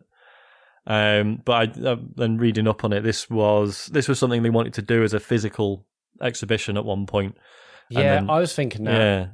Yeah, I don't think the Venn diagram is really there for no, probably not. Fortnite players and Radiohead fans on it. So, but yeah, so they when I was playing this, I was like, oh my god, this would be incredible to do like an actual physical exhibition, because the way it's built, it could be built in like a real life environment. Do you reckon? Some bits are obviously quite out there, but there's a lot of stairwells and pathways and this and that. Like, this could be like a warehouse they could build like this. Initially, the plan was it was going to be a load of shipping containers welded together, and they said they wanted it to look like it had crashed into the side of the V&A, which weirdly the V&A were not up for. And then there was somewhere else they wanted to put it, and the council said no. And then COVID happened.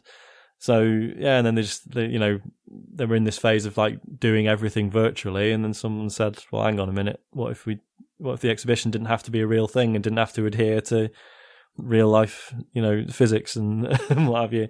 And that's how it came about. So this is another game this weekend where I took a lot of screenshots as well.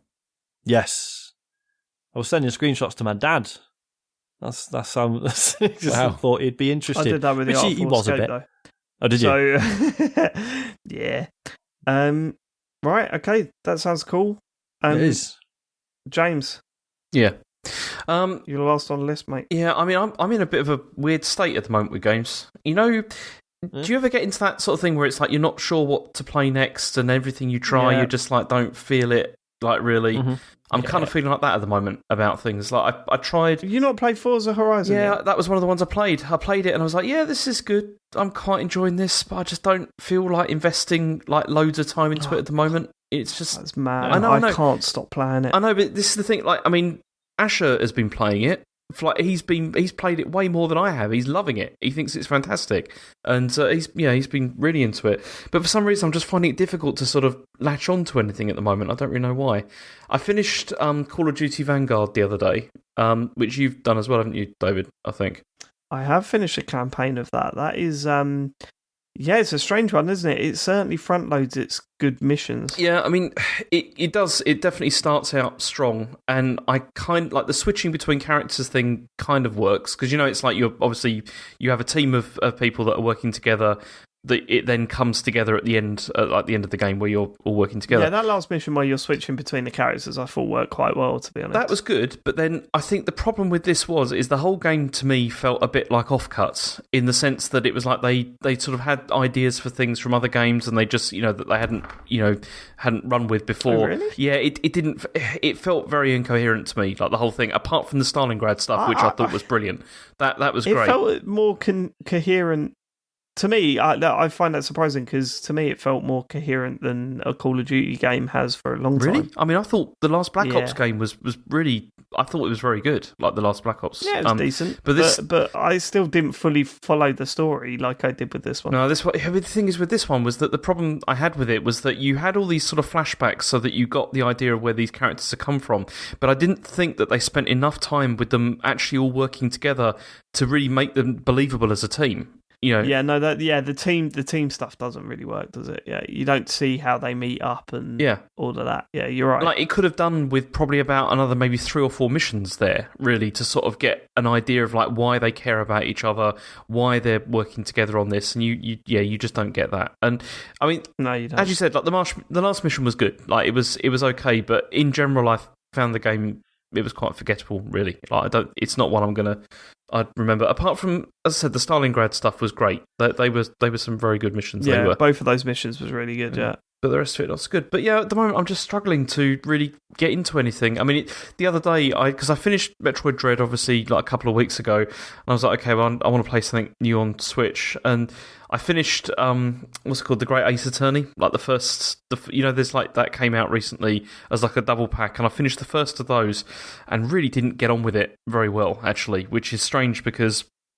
As you know, I play the other ones like on an almost like yearly basis, like all the time. You just loop through. Yeah, but this one for some reason it didn't click with me. I think mostly because the dialogue in it is, I would say, excessive. Like in the sense that it takes so long to explain everything, like constantly. There's too much dialogue in this, and which kind of killed it a bit for me. It could have done with a bit of editing down. I think like there's things where they're explaining information to you that they that's the irony of saying it on this show. Yeah, but yeah, the kind of thing where they're like trying to explain a concept which you could do in literally a sentence, and it's taking several paragraphs like to get to the point. Yeah, and it's stuff like that again. And also, I didn't. I didn't really dig the characters that much either. Like I found the Herlock Sholmes stuff. Yeah, it's funny in the beginning, but it gets irritating. Like, I didn't think it was that good. But then I've heard that apparently, what's the Herlock? No, you got to explain that. What's the Herlock Sholmes? We know like, stuff. One of the main characters in the game is Sherlock Holmes, but they've just changed the name, so he's Herlock Sholmes instead. Right, and he's like a quirky, like detective kind of character. They've all got like sort of these gimmicks and like sort of postures that they do, which get a bit annoying, really. But like it was endearing in the first trilogy, like a lot of that stuff. Yeah. I don't feel that in this at all. It just felt like it was trying really hard, like to be like that. And I think maybe it's also because I didn't really like the setting that much. I didn't find it that interesting. I thought the contemporary one was much more interesting.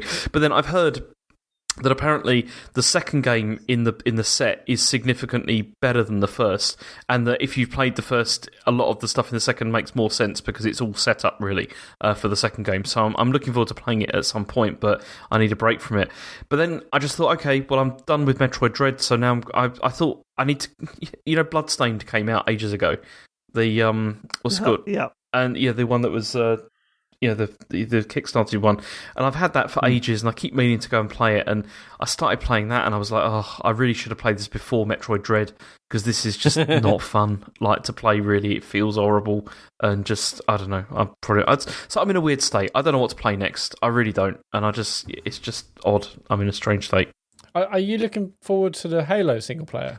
Yeah, I'm definitely looking forward to that. That is something I'm looking forward to, because I want something new that's single player. That just, I also got Lost Judgment the other day. That came through because it was off really cheap. But I want to play that, but then it's another Yakuza style game, and I want something different at the moment. Really, do you know what I mean? It's like I love those games. But I know what you're saying. played loads of them recently. It's like I'd like Look, Halo Infinite's just round the corner. Yeah, it's just round the corner. Smash through that. Yeah, hopefully don't worry about it. That'll be all right. I know I've had times like this before. When there will be something that then gets you hardcore back in again. It's just that at the moment I'm just sort of flitting between things and not really enjoying stuff so much. So James, neutral times of existence. I've got a great suggestion for you. Go on. Neutral games of existence. Play Lake. Go on. Lake. No, I don't play it's Lake. A banger. Mind you, have you played it, Sean? I played the trial, didn't I? I do. I've got it on PC, and I do want to play it because I did actually enjoy what I played of it. I'll tell you what, though, I have been really enjoying Dark Souls 2, so that has been something that I've been looking forward to each week. Every week, before I'm about to stream, I kind of feel like, I don't know if I can do this again. Just another evening of frustration or whatever. But then every evening, I've ended up really enjoying it. And they're the longest streams I've ever done. I usually do about 2.5 hours now, each time, because it's just so compelling. I know it's not supposed to be one of the good ones or whatever, but I'm having a great time with it. It totally is. Yeah, it's just bullshit snobbery. It's a perfectly great game. Yeah. I should also say I've finished the El Shaddai streams. That was a really nice time by the end. It was just really fun. Every week, people would show up who hadn't watched any of the previous ones, and they'd just be like, "Sorry, what's this? What's going on?" And everyone's been like, "I don't really know." It's been, or 1 week, people are like, "Oh, I thought this was a fantasy action." And I'm being like, "Yeah, most of it is. It's just this weird bit. It's completely different." And just it was really good fun. Okay, we're running long. I was going to say just a couple of questions. I was going to say, should we not do any and just park them what for do you next reckon? week? Should we take a vote? Well, you know where I'm going. I'm exhausted, so I can only imagine how James feels.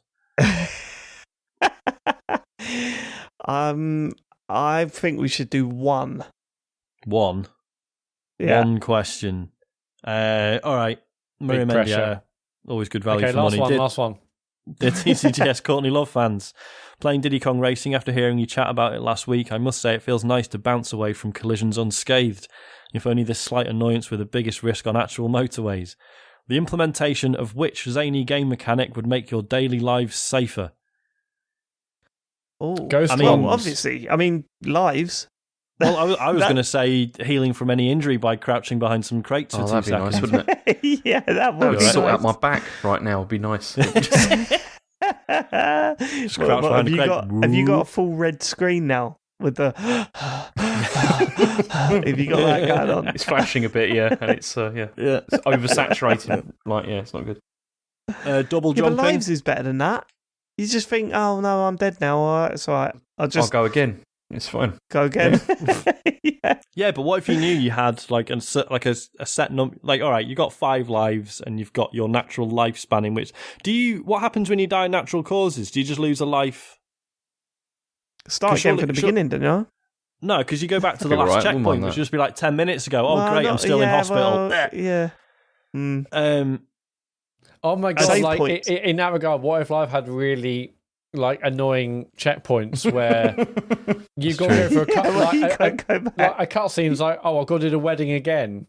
Like, Yeah. why can't they cut? So why can't the thing be after the It's wedding? not quite the same the second or time after- around. You just have My save child was states. born. Save states would be handy. Yeah, save states Yeah. is the one, isn't it? Yeah. It's just that would be Save brilliant. scum You in just life. save in there. real life. Just go, I Um, really cut that up. Just save. Yeah, Quick so the save. first 2 years after Elodie was born, I'll save now because if I have to do that 2 years again, I'm going to quit this game. I'm not going through that again. What about auto aim? That'd be pretty good. Well, if you're So shooting just, people, like- yeah. For what? Pissing. That makes you more No, safe ju- if you're a soldier, Dave. Why Or pissing, piss- Matt? Yeah. Yeah, because Well, you could I stand in heard a pub aim. and then just piss into the like. Just do whatever, yeah. You could, you could do all I heard sorts. aim and I just thought that. I don't know. Just stand there with Yeah. your hands on your hips, just chatting to people. I'll do it Can you anyway. imagine being able to throw an apple core behind your shoulder and it always landing in the bin? That'd be Yeah, good. that would be good actually. But then we talk about that as a potential Life is Strange power, and that was Teabags, wasn't it? Yeah, that was teabag. Um, No, what teabag. about, Chucking them in the cup. Right, bullet time. Now, if you gave me bullet time, would it allow me to do cool things or just to carry on doing dumb shit but in slow motion? Dumb shit in I slow don't motion. think I'd be. Yeah, I think you're right. I think I'd still be a fucking dork, but just slower. A slow Getting dork, intelligence just by putting XP points into it. Yeah. Do you know what I mean? To go, Yeah, I want to yeah, be yeah. a little bit more intelligent now. Yeah. Let's whack an XP point on that. Being one. able to like do one thing to get experience points and then put those points into something completely different. Oh, I lifted weights for 3 weeks. Now I'm walking encyclopedia. Wicked. Yeah, XP would be the best because you can just like change it every day depending on what you're doing. You know. Yeah. Some I need games to, you can't do I need that, to though, can you? respec, like for today. Yeah. Yeah.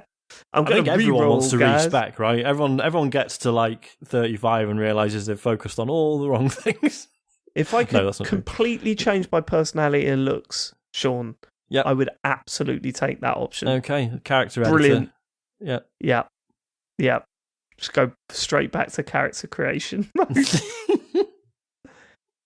Is that? I think we've milked make that. the nose a bit smaller, the eyes less bulbous, get rid of that weird bit under my chin, hmm and not be a prick. I think That's maybe good. it's a I'd change- game mechanic. I change weaknesses, so it's not food. So it's or asthma. yeah. I was going to say, James. If anything, I think we've learned that you're incredibly resistant to food. I think you've shown. You don't want to know what it was like when I weighed myself Hey, this morning. Sean, you don't want to know. You don't Sean, wanna you know, don't, you you don't don't wanna want to know. know, Sean. You want to know. Sean, you don't want to know. Where does this come from? Your mouth. I don't know what's going on. It's like it's 20-1. I don't know what's going on. I was going to say It's not, three- actually. It's 20-12. For you, it is. Yeah. 20-1. we if you've sent. Well, no, I mean obviously we'd cut a few questions anyway, thinking this was going to be a long show, but we'll try and read out some of this week's next week. Cool. All right, Matt, socials. Yes, so Sean has finished Bell Should Bye, I? everyone. Socials. Come on, Matt. Let's go. Sean's finished Bell Should I. So this Thursday, Sean is back with a new streaming series. Oh my god! Do you want to tell everyone what it is, Sean? I'm very excited about this. It's called Pico Bell, which is a pun that barely works. I'm going to play a bunch of Pico 8 stuff. If you don't know, the Pico 8 is like a virtual, like retro console that never physically existed. And basically, yeah, it's just over the last. I think it's been around for a fair while now. So the last like 5 years or so, it's become a really fertile ground for like interesting indie stuff. So famously, Celeste started as a Pico 8 game. And yeah, I don't know how long it'll run for. I think it's just a few weeks, just digging through some interesting Pico 8 stuff. I've already had a look and there's loads of really cool and interesting stuff there. So I think it will be enjoyable for a little while. So join me. Why not? Sean, can it at Join least me go on my adventure. If I can it go for exactly 8 weeks? I mean, that would be ideal, wouldn't it? I mean, I don't know how much interesting stuff that... I mean, what would be fascinating is if it turns out there's like one game that I just get fully obsessed with and it's just this tiny 8-bit And it's Celeste. game. I'm just like, oh, sorry, I'm just playing this one game now. You're barking at the chat. Fuck off. Leave me alone. I'm not I'm playing anything else. Shut concentrating. up. I'm playing Celeste. So that's Thursday at 9. Friday at 9, James is playing Dark Souls 2. He's really loving it. Still racing through it, aren't you, James? Yeah, it's Big brilliant. fan. But, okay, I know we need to leave, but Was that Siri? James, would you say you're enjoying this way more than Dark Souls 1? Almost, yeah. Because I've been doing like on average like a boss every stream, which is mad. I mean, it's easier. I wouldn't say it's easier. It's just I think I messed up with the way I created my character because he's overpowered or something. But yeah, it's good. That doesn't sound like you good. messed up, James. Yeah. Do you know what messed up means? I messed up and I'm just too bloody strong. No, everyone keeps going on about how I've got to put more into like vitality because I'm not wearing any armor. Oh, God. And they just keep going on about that all the time. So yeah, That is a I bit messed weird. up. Well, you didn't mess up because you're smashing a boss every week. So Yeah, it's not sustainable Right. though, is it? And I'm going to hit a wall soon and then get annoyed. So it's Well, at that point, put points into vitality, James, is my tip. Yeah. That's Friday at 9. Sunday at 8, I'm playing Mass Effect. So those are all on twitch.tv/TCGSco. Go over to our channel, give us a follow, put on notification bell if you want to. If you don't want to miss a stream when it goes live. If you have Amazon Prime, you have Twitch Prime, and with that you get one free sub every single month. And we'd love if you want to have our channel, give us a free sub. It makes a huge difference to us. We really, really appreciate it. If you miss our streams live, search TCGS on YouTube and you can watch them often the next day on YouTube. Back to Dark Souls. Dark Calls is happening this Friday, every Friday morning. We're doing the Dark Calls rerun this week. James meets Sif, episode 19. We're officially halfway through the series. Sif episode drops this Friday. It's not on this feed, it's on another feed. Search for Dark Calls and give us a review. Patreon.com/TCGS is our Patreon. There's this month's exclusive podcast already out there. We did the talks over on Saturday, which you really have to see. Search the tier that you like over there and support us if you want. And tcgs.co is the website where there's links to our gorgeous social channels, our Discord, our store, and other stuff as well. Cool. We will catch you next week for more video game chat. I'm thinking about the draft more and more every day. I'm trying not to. Oh boy, yeah, we're still doing that, yeah. Oh, we're still doing it, but don't you worry about that. We will catch you next week. We love you all. Thanks for living. Goodbye. Bye. Ta-ta. goodbye.